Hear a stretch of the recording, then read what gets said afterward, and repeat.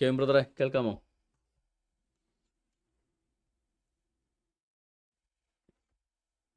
Hello K M ബ്രദറെ കേൾക്കാമോ? ഒരു സെക്കൻഡ് കെ എം ബ്രദറെ, ക്ലബ് ഹൗസിലെ കേൾക്കുന്നില്ല, ഒരു സെക്കൻഡ്.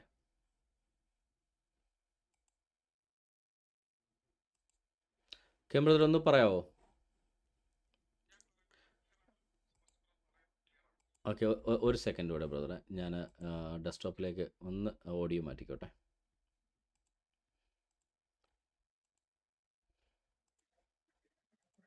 കെ എം ബ്രദർ ഒന്ന് പറഞ്ഞേ.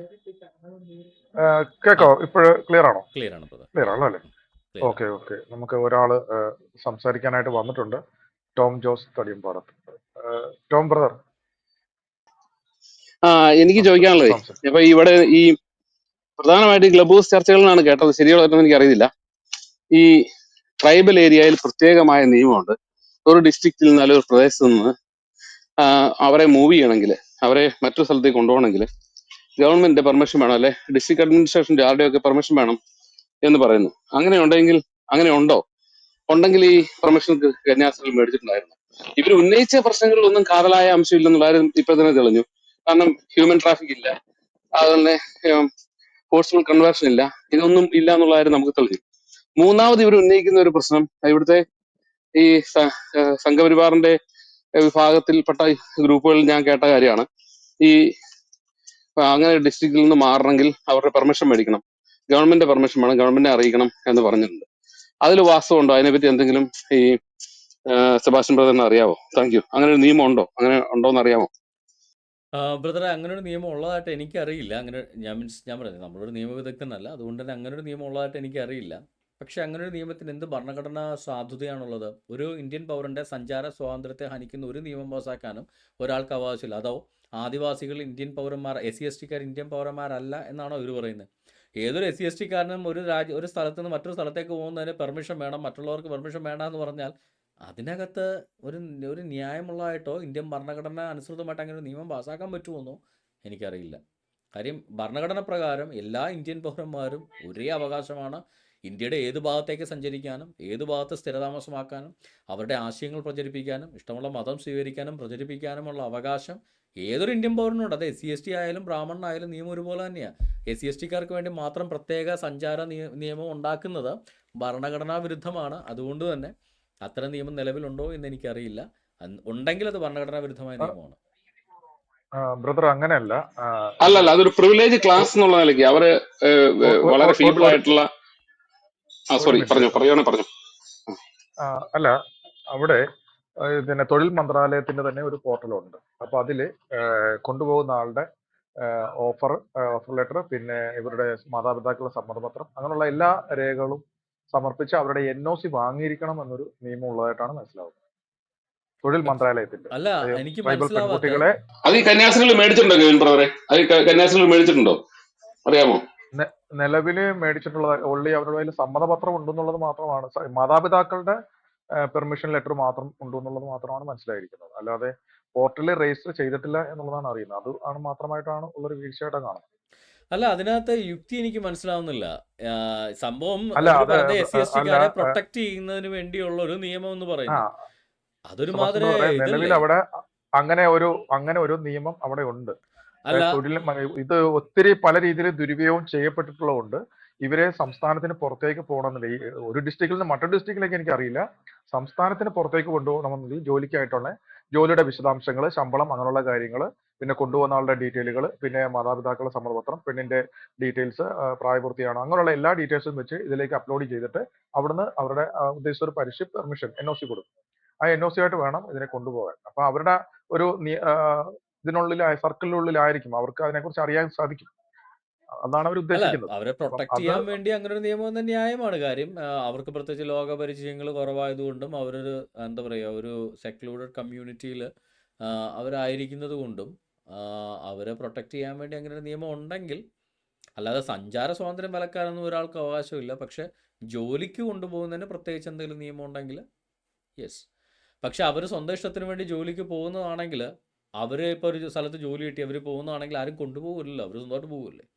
അതിനെതിരെ എങ്ങനെ ഈ നിയമം എടുക്കാൻ പറ്റുമെന്ന് എനിക്കറിയില്ല. കാര്യം ഇപ്പോൾ അവർ കോടതി പറയുക ഞങ്ങൾ സ്വന്തം ഇഷ്ടത്തിന് ഞങ്ങൾക്ക് ആഗ്ര വരെ പോകുന്നതിന് ആരുടെയും പെർമിഷൻ്റെ ആവശ്യമില്ല. അവിടെ ഒരു ജോലി എടുക്കുന്നതിന് എനിക്ക് ആരുടെയും പെർമിഷൻ്റെ ആവശ്യമില്ല. കാര്യം ഒരു ഇന്ത്യൻ സിറ്റിസണ് ഇന്ത്യയിൽ എവിടെ വേണമെങ്കിലും ജോലി എടുക്കാനുള്ള അവകാശമുണ്ട്. അപ്പോൾ അവർക്ക് ആഗ്രയിൽ ഒരു ഹോസ്പിറ്റലിൽ ജോലിക്ക് പോകുന്നതിന് അതിന് നിയമം ബാധകമാക്കാൻ പറ്റുമെന്ന് എനിക്ക് തോന്നുന്നില്ല. കാര്യം അതിനാകെ ചെയ്യാൻ പറ്റുന്നത് ഈ നിയമം ബാധകമാകണമെങ്കിൽ ആരെങ്കിലും നാട്ടിൽ വന്ന് റിക്രൂട്ട് ചെയ്ത് കൊണ്ടുപോകുന്ന സെറ്റപ്പാണെങ്കിലേ പറ്റത്തുള്ളൂ.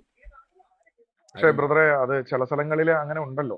ഇപ്പം ഉദാഹരണത്തിന് ലക്ഷദ്വീപിലേക്ക് നമ്മൾക്ക് ഒരാൾക്ക് ഇവിടുന്ന് കേരളത്തിൽ നിന്ന് ഒരു മലയാളി, അത് ഇന്ത്യയുടെ ഭാഗമാണല്ലോ, നമുക്ക് മലയാളിക്ക് പോകണമെന്നുണ്ടെങ്കിൽ രണ്ട് തരം പെർമിറ്റ് ആണ്. വിസിറ്റിങ്ങിനുള്ള പെർമിറ്റ്, അതായത് ടൂറിസ്റ്റിനുള്ള പെർമിറ്റ്, മറ്റ് ജോബ് പെർമിറ്റ്. നമ്മൾ ആരെങ്കിലും ഒരാൾ ഒരു ലക്ഷദ്വീപുകാരൻ സ്പോൺസർ ചെയ്യണം. ആ സ്പോൺസർ ചെയ്യുന്ന അയാൾ ആപ്ലിക്കേഷൻ ഫോമിൽ രേഖപ്പെടുത്തണം. നമ്മൾ ലക്ഷദ്വീപിന്റെ ഓഫീസിൽ ആപ്ലിക്കേഷൻ കൊടുക്കണം. ആ ആപ്ലിക്കേഷൻ സ്വീകരിച്ച് ലക്ഷദ്വീപിന്റെ പ്രത്യേക പോലീസ് നമ്മളെ കുറിച്ച് അന്വേഷണം നടത്തിയ ശേഷമാണ് അവര് നമുക്ക് ഇത് തരും, പെർമിറ്റ് തരും. പെർമിറ്റ് എന്നാണ് ഞാൻ പറയുന്നത്. ആ പെർമിറ്റുമായിട്ട് ചെന്നാൽ മാത്രമേ ലക്ഷദ്വീപിലേക്ക് പോകാനുള്ള ഷിപ്പിന്റെ ടിക്കറ്റ് നമുക്ക് എടുക്കാൻ സാധിക്കും എറണാകുളത്ത് വില്ലിംഗ്ടൺ ഐലൻഡിൽ. പക്ഷെ അത് ശരി, അല്ലാതെ ഞാൻ നമുക്ക് കേട്ടിട്ടില്ല. അല്ലാതെ നമുക്ക് ലക്ഷദ്വീപിലേക്ക് പോകാമെന്നും പറഞ്ഞ് നമ്മൾ അറിയാതെ ഷിപ്പിലേക്ക് കയറി പോകാൻ ശ്രമിച്ചാൽ നമ്മൾ അവിടെ ചെന്നിട്ട് ജയിലിലാവും. അതേസമയം നമ്മൾ അതുപോലെ തന്നെ നമ്മൾ അവിടെ ഇപ്പൊ ലക്ഷദ്വീപിൽ ഇറങ്ങിക്കഴിഞ്ഞാൽ, കവരത്തിയിലാണ് ഇറങ്ങുന്നതെങ്കിൽ കവരത്തി ചെന്ന് കഴിഞ്ഞാൽ 24 hours ഈ പെർമിറ്റുമായിട്ട് ആ പോലീസ് സ്റ്റേഷനിൽ നമ്മൾ ചെന്ന് അറൈവ്ഡ് എന്നുള്ള സീൽ വെപ്പിക്കണം.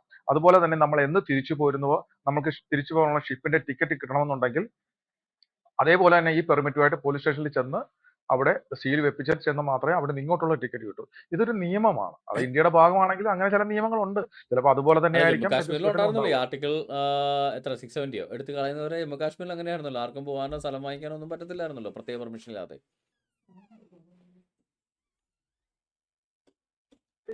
ടോം ബ്രദർ, ഞാൻ ഇടയ്ക്ക് കയറിയെന്നുള്ളൂ കേട്ടോ, സംസാരിച്ചോളൂ. അല്ല, ഞാൻ ഈ ചില ട്രൈബ്സുകളെ അങ്ങനെ ഒരു പ്രത്യേക പ്രിവിലേജ് കൊടുത്ത് പല സ്ഥലങ്ങളിലും അങ്ങനെ നിർത്തിയിട്ടുണ്ടെന്ന് കേൾക്കുന്നു. അത് ചിലപ്പോൾ അവർക്ക് അവരുടെ പ്രൊട്ടക്ഷന് വേണ്ടി ആയിരിക്കും. അങ്ങനെ ഉണ്ടെങ്കിൽ അത് കന്യാസ്ത്രീകൾ മേടിക്കേണ്ടതല്ലായിരുന്നോ എന്നാണ് എന്റെ ചോദ്യം. അങ്ങനെ കാരണം ഉണ്ടെങ്കിൽ അവർ വാങ്ങിക്കേണ്ടത് നിയമാനുസരിച്ച് തന്നെയാ. കാരണം നിയമം ലംഘിക്കാൻ നമുക്ക് ആവശ്യമില്ലല്ലോ. നിയമാനുസരണം നമ്മൾ നിയമത്തോട് എപ്പോഴും നിലവിൽ ഒരു പാർലമെന്ററി സിസ്റ്റം ഉള്ള രാജ്യമാണല്ലോ ഇന്ത്യ. അതുകൊണ്ട് തന്നെ അവിടെ നിയമം ഉള്ളതാണ് നമ്മൾ അനുസരിക്കാൻ ബാധ്യസ്ഥരാണത്.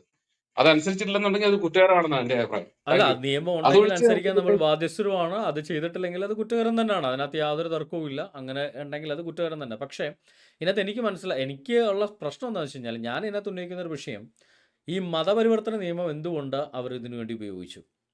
നിർബന്ധിത മതപരിവർത്തന നിയമം ഇതിനകത്ത് ബാധിക്കേണ്ട കാര്യമേ ഇല്ല. അത് നമ്പർ 1. അതായിരുന്നു പ്രൈമറി ഇഷ്യൂ. മനുഷ്യക്കടത്തൊക്കെ പിന്നീട് വന്ന ഇഷ്യൂ ആണ്. പ്രൈമറി ഇഷ്യൂ അവിടെ മതപരിവർത്തന നിയമമായിരുന്നു. അത് ബജ്രംഗ് ദൾ അല്ല പ്രവർത്തകർ അവിടെ ഏറ്റെടുക്കുകയും ചെയ്തത് അത് തന്നെയാണ്. ബ്രദർ, ഇതിനകത്ത് ഒരു പ്രശ്നം എന്ന് പറയുന്നത്, ഇവിടെ ചില മണ്ടത്തരങ്ങൾ അല്ലെങ്കിൽ ഒരുപക്ഷെ അതൊരു ചതിയായിരിക്കാം, അതിവിടെ നടന്നിട്ടുണ്ട്. എന്താ കാര്യം എന്ന് വെച്ച് കഴിഞ്ഞാൽ, ഈ മതപരിവർത്തന നിയമം ഇതിനകത്ത് വന്നതിന്റെ കാര്യം, പോലീസിന്റെ പ്രാഥമിക അന്വേഷണം, ഈ കുട്ടികൾ പറഞ്ഞത് ഞങ്ങൾ 5 വർഷമായിട്ട് ക്രിസ്തുമത വിശ്വാസികളാണെന്നാണ് പറഞ്ഞത്. പക്ഷെ ഇതിനെക്കുറിച്ച് പ്രാഥമിക അന്വേഷണം നടത്തുന്നതിന് വേണ്ടിയിട്ട് ഇവരുടെ സ്ഥലത്തേക്ക് പോലീസ് പോയി റിപ്പോർട്ട് തിരിച്ച് കൊണ്ടുവന്ന് കൊടുക്കുന്നതിന് മുൻപായിട്ടാണ് CBCയോടോ അല്ലെങ്കിൽ രൂപതയോടോ അല്ലെങ്കിൽ ഈ സന്യാസ സഭയുടെ മേലധികാരിയോടോ ആലോചിക്കാതെ അവിടെ അതാരാന്നറിയില്ല, ആരോ ഒരാൾ സിനി എന്ന് പറയുന്ന ആ വക്കീലിനെ ഏൽപ്പിച്ചത്. വക്കാലത്ത് കന്യാസ്ത്രീകളിൽ നിന്നും ഒപ്പിടിച്ച് മേടിച്ച്, ജാമ്യാപേക്ഷയിൽ ഒപ്പിട്ട് മേടിച്ച് അവിടെ ജാമ്യത്തിന് ശ്രമിച്ചത്. അതാണ് ആദ്യത്തെ ജാമ്യം തള്ളപ്പെട്ടത്. ശരിക്കും പറഞ്ഞാൽ ഈ പെൺകുട്ടികള് മാതാപിതാക്കളുടെ അല്ലെങ്കിൽ അവിടുത്തെ ഇതിന്റെ സ്റ്റേറ്റ്മെന്റ്, ഇവര് ക്രിസ്തുമത വിശ്വാസികളാണെന്നുള്ള റിപ്പോർട്ട് പോലീസ് കൊടുത്തതിന് ശേഷമായിരുന്നു ജാമ്യത്തിന് ശ്രമിച്ചിരുന്നെങ്കിൽ അവിടെ മതപരിവർത്തനത്തിന്റെ വിഷയം ഉണ്ടാവില്ലായിരുന്നു. അതാ. പക്ഷെ ആദ്യമേ ചാടിക്കേറി ജാമ്യം കൊടുക്കേണ്ട ആവശ്യമില്ല. സെബാസ്റ്റ്യൻ ബ്രദർ നേരത്തെ പ്രസന്റേഷനിൽ പറഞ്ഞതുപോലെ ഇവിടെ ഇതിന്റെ വകുപ്പുകൾ കൃത്യമായി മനസ്സിലാക്കിക്കൊണ്ട് CBCI നല്ല ഒരു വക്കീലിനെ വെച്ചതിന് ശേഷം നേരിട്ട് ഇതിന്റെ വകുപ്പുകളുടെ ഇത് മനസ്സിലാക്കിയിട്ട് നേരിട്ട് ഹൈക്കോടതിയെ സമീപിക്കുക അല്ലെങ്കിൽ കോടതിയെ സമീപിക്കുകയായിരുന്നു വേണ്ടിയിരുന്നത്. ഈ പറയുന്ന 2 കോടതികളിലും പോയി സമയം കളയേണ്ടതായ യാതൊരു ആവശ്യവും ഉണ്ടായിരുന്നില്ല. 2 കോടതിയിലും പോയി അത് സമയം കളഞ്ഞ തന്നെയാണെന്നുള്ള കാര്യം വ്യക്തമാണ്. കാര്യം എന്ന് വെച്ച് കഴിഞ്ഞാൽ, ആ 2 കോടതികളും ജാമ്യാപേക്ഷ തള്ളിയത് ഇവരുടെ പേരിൽ കുറ്റം തെളിഞ്ഞതുകൊണ്ടോ പ്രഥമ ദൃഷ്ട്യാ കുറ്റക്കാരായെന്ന് തോന്നിക്കൊണ്ടോ അല്ല. 2 കോടതികളും ജാമ്യം തള്ളിയതിന്റെ കേസ് എന്ന് വെച്ചാൽ കോടതിക്ക് അധികാരപരിധിയില്ലാത്തതുകൊണ്ടാണ് 2 കോടതികളും ജാമ്യം തള്ളിയത്. 2 കോടതിയും പറഞ്ഞ ആ ജാമ്യം തള്ളിക്കൊണ്ട് പറഞ്ഞ സ്റ്റേറ്റ്മെന്റും വ്യക്തമാണ്. അവരുടെ അധികാരത്തിന് പുറത്താണ്, അതുകൊണ്ട് അവർക്ക് അത് എടുക്കാൻ പറ്റത്തില്ല. അപ്പോൾ പിന്നെ അവിടെ ജാമ്യാപേക്ഷ കൊടുത്തതാണ് ഏറ്റവും വലിയ തെറ്റ്. ബ്രദർ പറഞ്ഞ ശരിയാണ്, ഞാനും അംഗീകരിക്കുന്നു.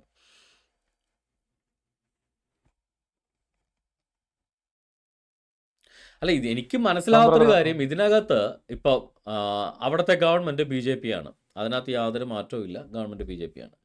ബി.ജെ.പി. ഗവൺമെന്റിന്റെ എന്താ പറയുക, ഇപ്പോൾ പോലീസുകാരെടുത്ത തീരുമാനമാണ് ഇത്തരത്തിലുള്ള കേസ് എടുക്കുക എന്നുള്ളത്.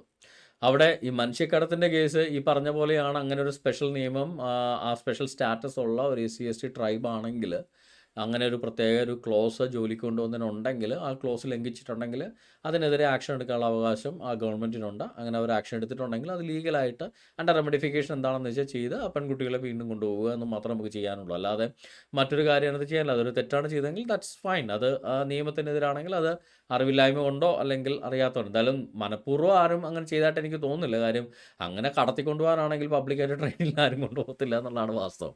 അത് അറിവില്ലായ്മയാണെങ്കിൽ അത് പരിഹരിക്കാനുള്ള നിയമ നടപടികൾ എന്താണെന്ന് അല്ല, വെച്ചാൽ അവിടെ അത് സഭ സത്യത്തില് എടുക്കുക.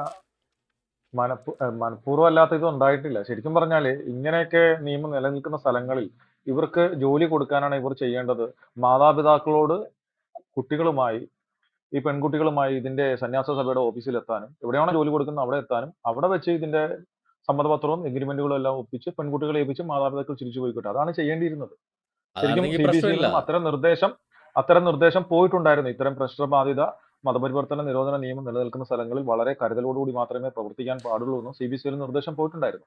അല്ല, പക്ഷെ അത് ഇവര് അത് പോയിട്ടുണ്ട്. അതെനിക്ക് നിസ്സാരമായിട്ട് നേരിട്ട് എടുത്തു അറിയാം. കാര്യം എന്നുള്ളതാണ്. ഇപ്പോഴെങ്ങും അല്ല, ഏകദേശം 1.5 വർഷങ്ങൾക്ക് മുന്നേ ഞാനൊരു നോർത്തിൽ വർക്ക് ചെയ്യുന്ന ഒരു അച്ഛനോട് സംസാരിച്ചപ്പോൾ ഇങ്ങനെ കൃത്യമായ നിയമങ്ങളുണ്ട്. ഇപ്പോൾ ഒരാൾ മതം മാറുന്നതിന് തന്നെ മുൻകൂട്ടി നോട്ടിഫിക്കേഷൻ കൊടുത്ത് കളക്ടറോ അല്ലെങ്കിൽ ഡെപ്യൂട്ടി കമ്മീഷണറോ ആരാണ് അവിടുത്തെ റവന്യൂ അധികാരി എന്ന് വെച്ചാൽ ആ റവന്യൂ അധികാരിയുടെ ഓഫീസിൽ മതം മാറുന്നയാൾ നോട്ടിഫിക്കേഷൻ കൊടുക്കണം, ഞാൻ ഇന്ന മതത്തിലേക്ക് മാറുന്നു. അങ്ങനെ അവർ യാതൊരു വിധത്തിലുള്ള പ്രലോഭനമോ ഇതൊന്നും ഇല്ല എന്ന് ബോധ്യപ്പെട്ട് അവർ പെർമിഷൻ കൊടുക്കുമ്പോൾ മാത്രമാണ് ആ മതം മാറ്റം ഔദ്യോഗികമായി മാറുന്നത്. അത് കൃത്യമായ നടപടികൾ പാലിച്ചുകൊണ്ട് തന്നെയാണ് ഭൂരിഭാഗം ക്രൈസ്തവ സമൂഹങ്ങളും അവിടെ മതപരിവർത്തനം എന്തെങ്കിലും നടന്നാൽ നടത്തുന്നത് എന്നും ഞാൻ മനസ്സിലാക്കുന്നത്. അതുകൊണ്ട് തന്നെ ഇത്തരം ഒരു ഇതുണ്ടെങ്കിൽ അതെന്തുകൊണ്ട് ഇവർക്ക് മിസ്സായി എന്നുള്ളതൊരു ചോദ്യമാണ്. കാര്യം സാധാരണത്തിൽ കത്തോലിക്ക സഭ അതിന് കൃത്യമായ നിയമ നിർദ്ദേശങ്ങൾ കൊടുക്കുന്നതാണ്. ഇതില് അവസാന ഘട്ടത്തിൽ മാത്രമാണ് CBCI തങ്ങളുടെ അഭിഭാഷകരെ നിയോഗിച്ചിരിക്കുന്നത്. ഇത് ആദ്യഘട്ടത്തിൽ CBCI അറിയാതെയാണ് ഏതോ ഒരു ലോക്കൽ മലയാളിയായ ഒരു സാധാരണ വക്കീൽ, അയാളെയാണ് ഏൽപ്പിച്ചത്. ഒരു സ്ത്രീയാണ് വന്നത്. അതിലും കൊടുത്ത ജാമ്യാപേക്ഷയിലും അപാകതകൾ ഉണ്ടായിരുന്നു. പിന്നീടല്ല, അവസാന ഘട്ടത്തിൽ ഇപ്പൊ NIA കോടതിയിലേക്ക് വന്നപ്പോഴത്തേക്കാണ് CBCI അതിനകത്ത് ഇടപെടുന്നത്. അപ്പൊ ശരിക്കും ഇങ്ങനെയുള്ളൊരു സംഭവം ഉണ്ടാവുമ്പോൾ സമുദായത്തിന്റെ ഏറ്റവും വലിയ നേതൃത്വമാണ് CBCI എന്ന് പറയുന്നത്. അപ്പം അവർ വഴി, അവർക്ക് വക്കീൽമാരുണ്ട്, എല്ലാവിധ ഇതുമുണ്ട്. അപ്പം അവർ വഴിയായിരുന്നു ഇതെല്ലാം ചെയ്യേണ്ടിയിരുന്നത്. ശരിക്കും ഈ 2 കോടതികളിൽ പോയാണ് ഈ സമയം കളഞ്ഞത്. പിന്നെ അവിടെ പ്രധാനപ്പെട്ട മറ്റൊരു കാര്യം എന്ന് പറഞ്ഞാൽ, ഇവരിവിടുന്ന് പോയി ഉണ്ടാക്കിയ കോലാഹലങ്ങൾ വന്നപ്പോഴത്തേക്കും അവിടുത്തെ ആളുകൾ എതിരായും അവിടുത്തെ മാധ്യമങ്ങളിൽ അത് വാർത്തയായി. അല്ലെങ്കിൽ ഇത് വലിയ വാർത്തയൊന്നും ആവില്ലായിരുന്നു. അല്ല, ഇതിനകത്ത് നിസ്സാരമായി കോൺഗ്രസ് ജാമ്യത്തിൽ പോരണ്ടേ. മുതലെടുക്കാൻ ശ്രമിച്ചു എന്നുള്ളൊരു വാസ്തവം തന്നെയാണ്. പ്രത്യേകിച്ച് അവിടെ BJP ഭരിക്കുന്ന ഒരു സംസ്ഥാനമായതുകൊണ്ട് കോൺഗ്രസ് വ്യക്തമായിട്ടൊരു മുതലെടുപ്പ് ശ്രമം, എന്താ പറയുക, നഷ്ടപ്പെട്ടു പോയ ഒരു ക്രിസ്ത്യൻ ബേസ് പിടിച്ചെടുക്കാനുള്ള ഒരു ശ്രമം കോൺഗ്രസ് നടത്തി. അതൊരു വൃത്തികെട്ട കളിയായിപ്പോയി. കാര്യം എന്താണെന്ന് വെച്ച് കഴിഞ്ഞാൽ അവർക്ക് ആത്മാർത്ഥത ഉണ്ടെങ്കിൽ കേരളത്തിലെ കോൺഗ്രസ്സുകാരല്ലല്ലോ പ്രശ്നം ഉണ്ടാക്കേണ്ടത്. അവിടെ കേസ് നടക്കുന്നത് ഛത്തീസ്ഗഡിലാണ്. അവിടുത്തെ കോൺഗ്രസ് MPമാർ MLAമാർക്ക് അവിടെ കൈ മാങ്ങ പറിക്കാൻ പോയേക്കുമായിരുന്നു. അത് കോൺഗ്രസ് എന്ന് പറയുന്നൊരു പാർട്ടിയാണ് ഇതിനെതിരെ ശക്തമായ നടപടി എടുക്കുന്നതെങ്കിൽ അവിടുത്തെ MPമാർ MLAമാരാണ് സമരത്തിന് പോകേണ്ടത്. അല്ലാതെ കേരളത്തിലെ UDF MLAമാരും MPമാരല്ല പാർലമെന്റിൽ സമരം നടത്തുന്നത്. ഛത്തീസ്ഗഡിലെ കോൺഗ്രസ് MPമാരോ പ്രതിപക്ഷ MPമാരോ ആണ് അവിടെ സമരം നടത്തേണ്ടത്. അവിടുത്തെ ഒരു ഇഷ്യൂ ആയിരുന്നു. ഇത് ക്രിസ്ത്യാനികൾ, ഇത് ഈ മലയാളികളെല്ലാം കൂടെ അല്ല സമരം നടത്തുമ്പോൾ അവർ വിചാരിക്കുന്നത് എന്താ, മലയാളികളായതുകൊണ്ട് രക്ഷിച്ചുകൊണ്ട് പോകാൻ വേണ്ടി ഇറങ്ങിയേക്കാന്നല്ലേ വിചാരിക്കുക. അല്ല, അവിടുത്തെ കോൺഗ്രസ് അധ്യക്ഷൻ, PCC അധ്യക്ഷനോ പ്രതിപക്ഷ നേതാവോ ആരും അവിടുത്തെ രൂപതാ മെത്രാനെ സന്ദർശിക്കുകയോ ഒന്നും ഉണ്ടായില്ല. അദ്ദേഹത്തെ കാണാൻ പോയതും ഇവിടുത്തെ കേരളത്തിൽ നിന്നുള്ള MPമാരാണ്. അതൊരുമാതിരി ഇവന്മാരുടെ പൊളിറ്റിക്കൽ പൊറോട്ട നാടകം, അല്ലാതെ ഇവന്മാർക്ക് ക്രിസ്ത്യാനികളോട് സ്നേഹമുള്ളതുകൊണ്ടൊന്നുമല്ല. ഓക്കെ ബ്രദർ, വേറെ ആരെങ്കിലും കഴിഞ്ഞോ? വേറെ ആരെങ്കിലും ഒരാൾ ഉണ്ടോ? കൂടെ ഉണ്ട്, ഒരാൾ കൂടെ ഉണ്ട്, പൗലോസ്. ബ്രദർ, ടോം ബ്രദർ കഴിഞ്ഞായിരുന്നോ? ഓക്കെ, ടോം കഴിഞ്ഞു എന്ന് തോന്നുന്നു. പൗലോസ് ബ്രദർ സംസാരിച്ചോളൂ. Thank you. നമസ്കാരം സെബാസ്റ്റ്യൻ ബ്രദറെ, കെവിൻ ബ്രദറെ. നമസ്കാരം ബ്രദർ. Thank you. ഞാന് ഒരു ചെറിയ കാര്യം ചോദിക്കാൻ, ഈ ടോപ്പിക്കിൽ തന്നെ ഉണ്ട് ഒരു വിഷയം. ഇത് ഉത്തരവും കൂടി ഉണ്ടെന്ന് എനിക്ക് തോന്നുന്നത്. അതായത് ക്രിസ്ത്യാനിയുടെ രാഷ്ട്രീയം എന്താ? ക്രിസ്ത്യാനിയുടെ രാഷ്ട്രീയം ഞാൻ ഉദ്ദേശിക്കുന്നത്, മതപരിവർത്തനത്തിന്റെ രാഷ്ട്രീയം അല്ല ഉദ്ദേശിക്കുന്നത്. ക്രിസ്ത്യാനിയുടെ ഒരു രാഷ്ട്രീയം ഉണ്ട്. ഒരു കാലത്ത് നമ്മളൊക്കെ ക്രിസ്ത്യാനി എന്ന് പറയുന്ന കേരളത്തില്, പ്രത്യേകിച്ച് കേരളത്തിലെ ഗോവയിലൊക്കെ ക്രിസ്ത്യാനിക്ക് അവരുടേതായ രാഷ്ട്രീയം ഉണ്ടായിരുന്നു, സ്വാധീനം ഉണ്ടായിരുന്നു, അവരുടേതായ രീതിയിൽ കാര്യങ്ങൾ പോയിരുന്നു. ഇനിയിപ്പോ ആ പിന്നെ വോട്ടിംഗ് പവർ ഇല്ല, സാമ്പത്തിക ശക്തി ഇല്ല, അങ്ങനെയൊക്കെയുള്ള ഇത് ഒരു അവസരത്തിലാണ് ക്രിസ്ത്യാനികൾ കേരളത്തിലുള്ളത്.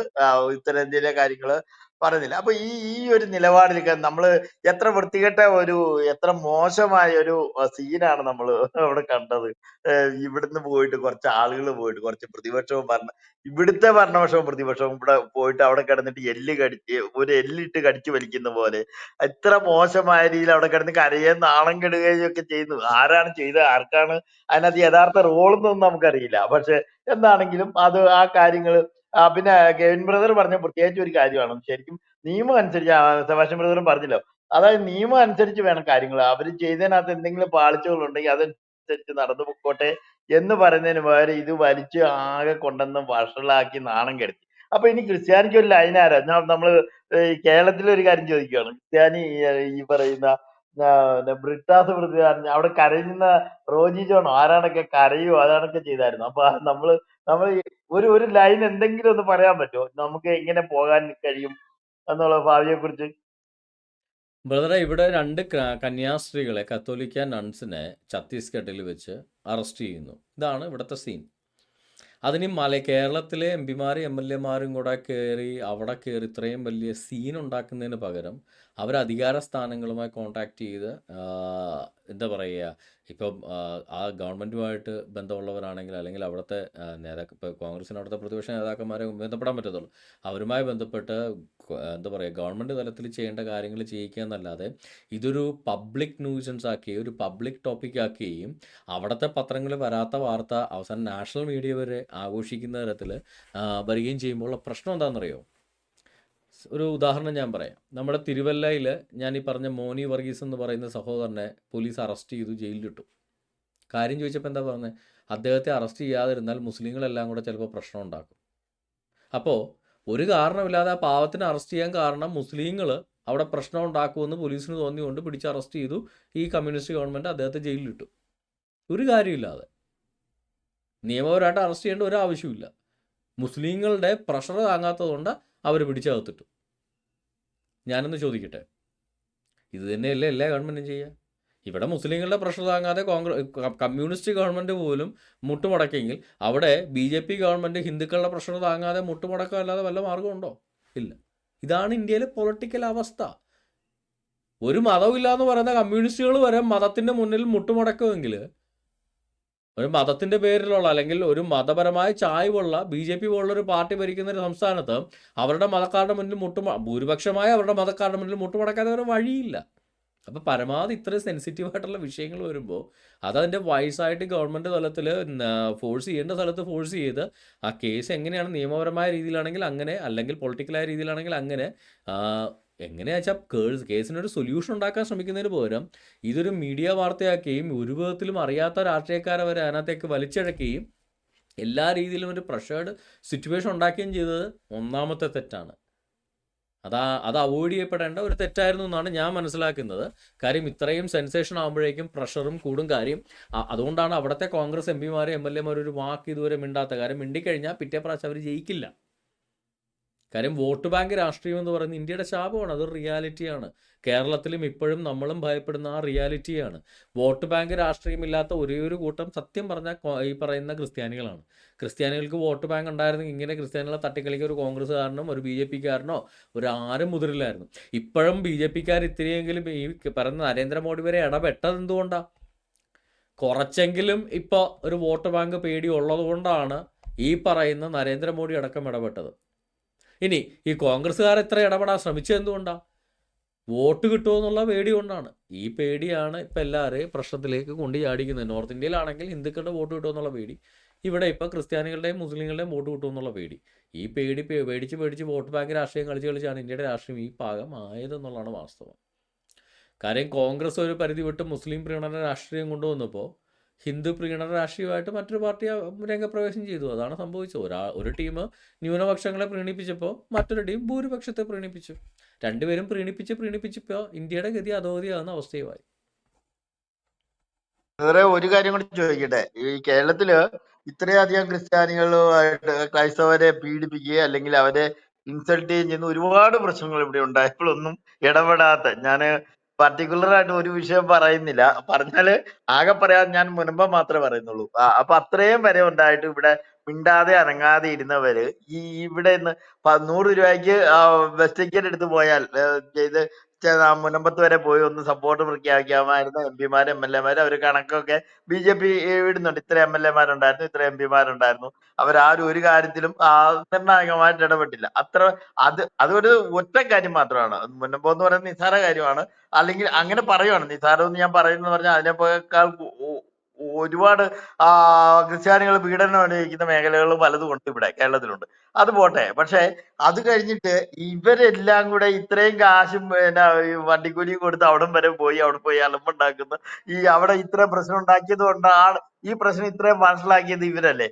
അതുകൊണ്ടല്ലേ ഈ പ്രശ്നം തന്നെ NIA കോടതി വരെ പോയത് പോലും ഇതുകൊണ്ടാണെന്നാണ് പറഞ്ഞു കേൾക്കുന്നത്. ഇവിടുന്ന് എന്തിനാണ് ജോസ് കെ മാണിക്ക് എന്ത് കാര്യം? ജോസ് കെ മാണി അതുപോലെ മറ്റേ കേരള കോൺഗ്രസ്, മാർക്സിസ്റ്റ് പാർട്ടി ഇവരൊക്കെ എന്തിനാണ് അവിടെ പോയി കിടന്ന് കരയുന്നത്? അവിടെ നേരത്തെ നിങ്ങളത് വളരെ വ്യക്തമായിട്ട് പറഞ്ഞു. എങ്കിൽ പോലും കേരളത്തിലെ ഈ പറയുന്ന ക്രിസ്ത്യാനികളുടെ അവസ്ഥ കുറച്ചുകൂടെ ഇതായിട്ടുണ്ട്, കുറച്ചുകൂടി സങ്കീർണമായിട്ടുണ്ട്. കാരണം ഇത് കഴിഞ്ഞപ്പോ ഇത് ആരാണ് സോൾവ് ചെയ്തതെന്ന് ചോദിക്കുമ്പോൾ ആരാണെന്ന് പറയാൻ പറ്റാത്തൊരവസ്ഥ.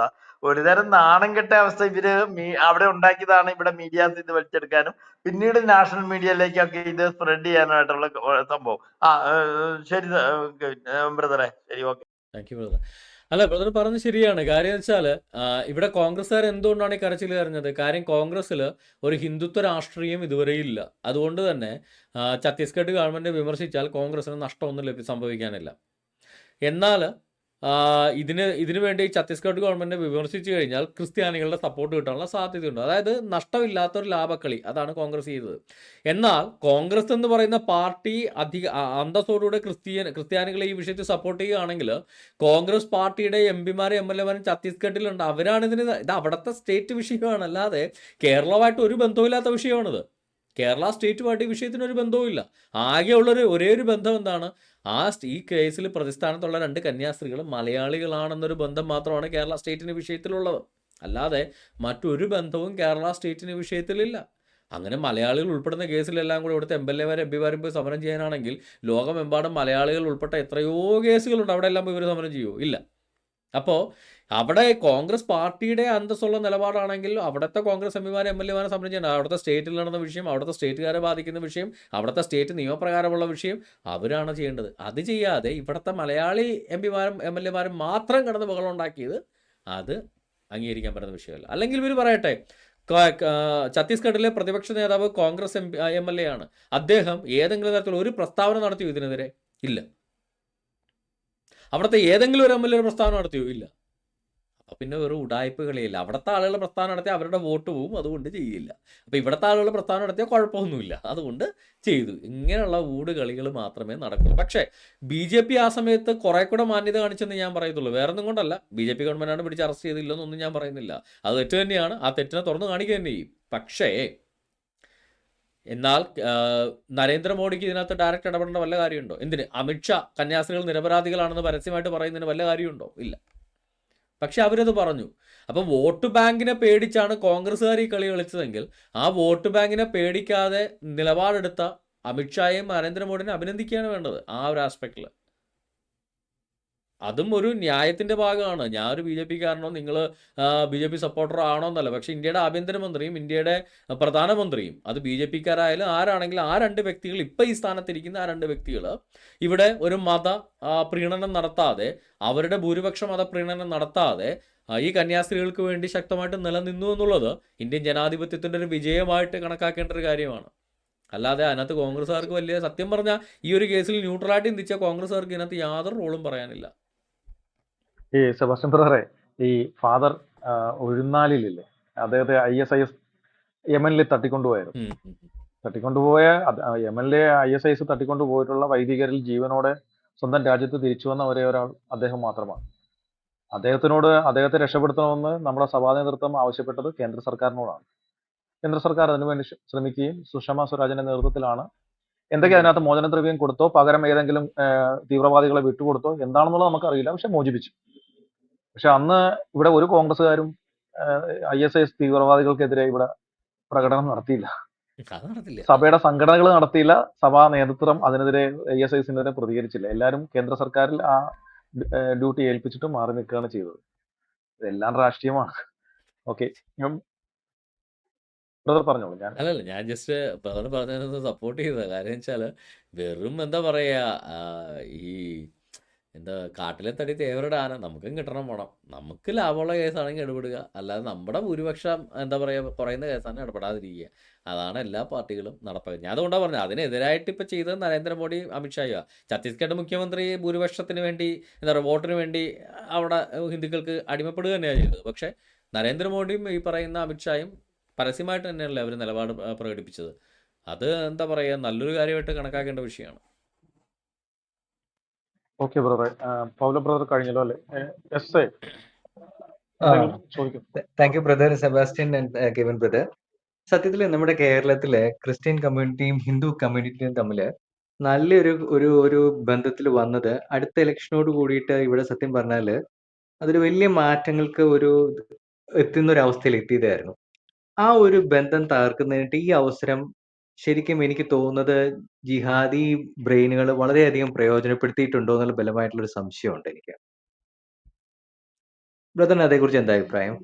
ബ്രദറെ, അത് ബലപ്പെടുത്തുക എന്നുള്ളത് പ്രത്യേകിച്ച് അതിനകത്ത് ചോദ്യങ്ങളില്ലാത്ത കാര്യമാണ്. കാര്യം എന്ന് വെച്ച് കഴിഞ്ഞാൽ ജിഹാദികൾ ഇത് യൂസ് ചെയ്യുന്നതിൻ്റെ ഏറ്റവും വലിയ ലക്ഷണമാണ് ഈ മൗലവിമാർ ഈ സമരത്തിന് മുമ്പിൽ നിന്ന്. ഞാൻ നേരത്തെ പറഞ്ഞ പോലെ ഈ മൗലവി വിശ്വസിക്കുന്ന ഇസ്ലാമിക ശരീഅത്ത് പ്രകാരം മതപരിവർത്തനം എന്ന് പറയുന്നത് വധശിക്ഷയ്ക്ക് കാരണമായ കുറ്റമാണ്. ഇസ്ലാം മതത്തിൽ നിന്ന് ഒരാൾ മറ്റു മതത്തിൽ ചേർന്നാൽ അത് വധശിക്ഷയ്ക്ക് കാരണമായ കുറ്റമാണ്. മതം മാറ്റിയവനും കൊല്ലപ്പെടും, മതം മാറിയവനും കൊല്ലപ്പെടും. അങ്ങനത്തെ നിയമം ശരിയാണെന്ന് വിശ്വസിക്കുന്ന, ആ മുസ്ലിം ശരീഅത്ത് നിയമം നടപ്പാക്കണമെന്ന് വിശ്വസിക്കുന്ന ഈ മൗലവിമാർ ഈ കന്യാസ്ത്രീകൾക്ക് വേണ്ടി സമരം നടത്തിയെന്ന് പറയുന്നത് തന്നെ ഇത് മുസ്ലിം ഈ ഗൂഢാലോചന ഇതിനകത്തുണ്ട് എന്നുള്ളതിൻ്റെ ഏറ്റവും വലിയ തെളിവാണ്. കാര്യം ഒരാൾ വിശ്വസിക്കുന്ന ഒരു വിശ്വാസത്തിന് എതിരായിട്ട് സമരപ്പന്തലിൽ വരണമെങ്കിൽ ഒന്നുകിൽ അവൻ ആ വിശ്വാസം വിട്ടിട്ടുണ്ടാവണം, അല്ലെങ്കിൽ അവന് ഗൂഢമായൊരു ഉദ്ദേശം ഉണ്ടാവണം എന്നുള്ളത് മനസ്സിലാക്കാൻ കോമൺ സെൻസ് മാത്രം പോരെ, അല്ലാതെ വേറെ വലിയ വിദ്യാഭ്യാസത്തിൻ്റെ ആവശ്യം പോലും ഇല്ല. അപ്പോൾ ഇവന്മാരുടെ ഗൂഢാലോചനയാണ് ഈ നടന്നതിൻ്റെ മെജോറിറ്റി എന്നുള്ളത് വളരെ വ്യക്തമായ കാര്യമാണ്. ഞാനൊന്ന് പറയട്ടെ, ഇവിടെ ഈ പറയുന്ന കന്യാസ്ത്രീകളുടെ മോചനത്തിന് വേണ്ടി ഇടപെട്ടതാരാ? ആക്ച്വലി ഇടപെട്ടതാരാ? പത്രക്കാരുടെ മുന്നിൽ ബഹളം ഉണ്ടാക്കുന്നത് ഇടപെടലാവില്ല. കാര്യം ഈ മീഡിയ എത്ര കിടന്ന് വിധി ചെയ്താലും മെജോറിറ്റി ആ ഛത്തീസ്ഗഡിലെ മെജോറിറ്റി ഹിന്ദുക്കളായതുകൊണ്ട് തന്നെ ആ ഒരു ഇമ്പാക്റ്റ് അവർക്ക് ആ ഹിന്ദുക്കൾക്ക് വേണ്ടി നിൽക്കുന്നവർക്ക് സപ്പോർട്ട് കൂടുതൽ കിട്ടത്തേ ഉള്ളൂ. ഇപ്പൊ ഛത്തീസ്ഗഡിൽ ക്രിസ്ത്യൻ മെജോറിറ്റി ഇതാണെങ്കിൽ ഇങ്ങനൊരു കാര്യത്തെ മീഡിയ അറ്റൻഷൻ കൊടുത്ത് പൊലിപ്പിച്ചു കഴിഞ്ഞാൽ അപ്പോൾ എന്താ പറയുക, മെജോറിറ്റി എതിരാവുമെന്ന് പേടിച്ചെങ്കിലും ഇവർ ഇപ്പോൾ മീഡിയ ഇത് കൊടുക്കാൻ നേരത്ത് BJP ഗവൺമെൻറ്, അവിടുത്തെ ഛത്തീസ്ഗഡ് BJP ഗവൺമെൻറ് ഹിന്ദുത്വത്തിന് വേണ്ടി നിന്നു എന്നുള്ളൊരു പോസിറ്റീവ് ഇമേജാണ് ഈ പൊട്ടന്മാരുണ്ടാക്കി കൊടുക്കുന്നത്. അതായത് മീഡിയ പ്രഷർ നെഗറ്റീവ് ഇമ്പാക്റ്റ് ഉണ്ടാക്കുമെന്ന് മനസ്സിലാക്കാനുള്ള കോമൺ സെൻസ് പോലും ഇല്ലാത്തവന്മാരാണോ ഈ പണിക്ക് ഇറങ്ങിയേക്കുന്നത് എന്നാണ് എനിക്ക് മനസ്സിലാവാത്തത്. ആ സമയത്ത് കേന്ദ്ര ഗവൺമെൻറ് വഴിയോ അല്ലെങ്കിൽ അതിശക്തമായ നമ്മുടെ രാഷ്ട്രീയക്കാർ വഴി അവിടുത്തെ അധികാര സ്ഥാനത്തുള്ളവരെ നമ്മൾ മീറ്റ് ചെയ്യുകയും അവരെ കൊണ്ട് ഈ കാര്യത്തിൽ ഇടപെടുകയും ഒരു ഓവർ മീഡിയ അറ്റൻഷൻ കൊടുക്കാതെ ഭൂരിപക്ഷ അഭിപ്രായത്തിനൊരു ബുദ്ധിമുട്ട് തട്ടാതെ ഇതിലൊരു നിലപാടെടുത്തിരുന്നെങ്കിൽ അതിനൊരു അന്തസ്സുണ്ടായിരുന്നു. ഇപ്പം ഇവിടുത്തെ കോൺഗ്രസ് നേതാക്കന്മാർ നേരെ രാഹുൽ ഗാന്ധി വഴി അവിടുത്തെ പ്രതിപക്ഷ നേതാവിനെ കോൺടാക്ട് ചെയ്തിട്ട് എത്രയും പെട്ടെന്ന് മുഖ്യമന്ത്രിയായിട്ടൊരു മീറ്റിംഗ് വെച്ച് ഈ പ്രശ്നത്തിനൊരു സൊല്യൂഷൻ ഉണ്ടാക്കണമെന്ന് പ്രതിപക്ഷ നേതാവ് വഴി ആവശ്യപ്പെടുകയും ഇവിടുത്തെ BJP നേതാക്കന്മാരും നരേന്ദ്രമോദി വഴി മുഖ്യമന്ത്രിയിലൊരു ഇത് ചെലുത്തുകയും ചെയ്തിരുന്നെങ്കിൽ ഒരു ചെവി അറിയാതെ പ്രശ്നം തീർന്നേനെ. ഇതിപ്പോൾ ഈ FIR പോലും റദ്ദാക്കി വേണേൽ കാര്യം തീർക്കാവുന്ന കേസേ ഉണ്ടായിരുന്നുള്ളൂ. പക്ഷെ എല്ലാം നല്ലൊരു relation between Christians and Hindus ഇവിടെ നല്ലൊരു അലയൻസ് ആയിട്ട് വന്നതായിരുന്നു. ബട്ട് അതിപ്പം നമ്മുടെ ഇവിടെ തന്നെയുള്ള ചില ഹിന്ദുസിന്റെ ഇടയിലുള്ള റിയാക്ഷൻസ് ഒക്കെ കാണുമ്പോഴും എനിക്ക് തോന്നുന്ന ആ ഒരു ബന്ധം ഒരു ഇതായി കഴിഞ്ഞു. പിന്നെ അടുത്ത ഇലക്ഷനൊക്കെ അതൊരു ദൂരഭാഗമായിട്ടുള്ള ഒരു ഇത് ഉണ്ടാക്കുമെന്ന് എനിക്കൊരു തോന്നലുണ്ട്. എത്രയും പെട്ടെന്ന് ആ ഒരു ബന്ധം. ബ്രദറെ, ഇലക്ഷൻ അല്ല, ഇപ്പൊ സെബാസ്റ്റ്യൻ ബ്രദർ ഇതിനകത്ത് പറഞ്ഞതുപോലെ ഇതിനകത്ത് വളരെ ബുദ്ധിപരമായി സുഡാപ്പികൾ കളിച്ചു എന്നുള്ളതാണ്. മാധ്യമങ്ങളെയും ഒരു വിഭാഗം കോൺഗ്രസ്സുകാരും വെച്ച് ബുദ്ധിപരമായി കളിച്ചു അവരെ വിജയിക്കുകയും ചെയ്തു.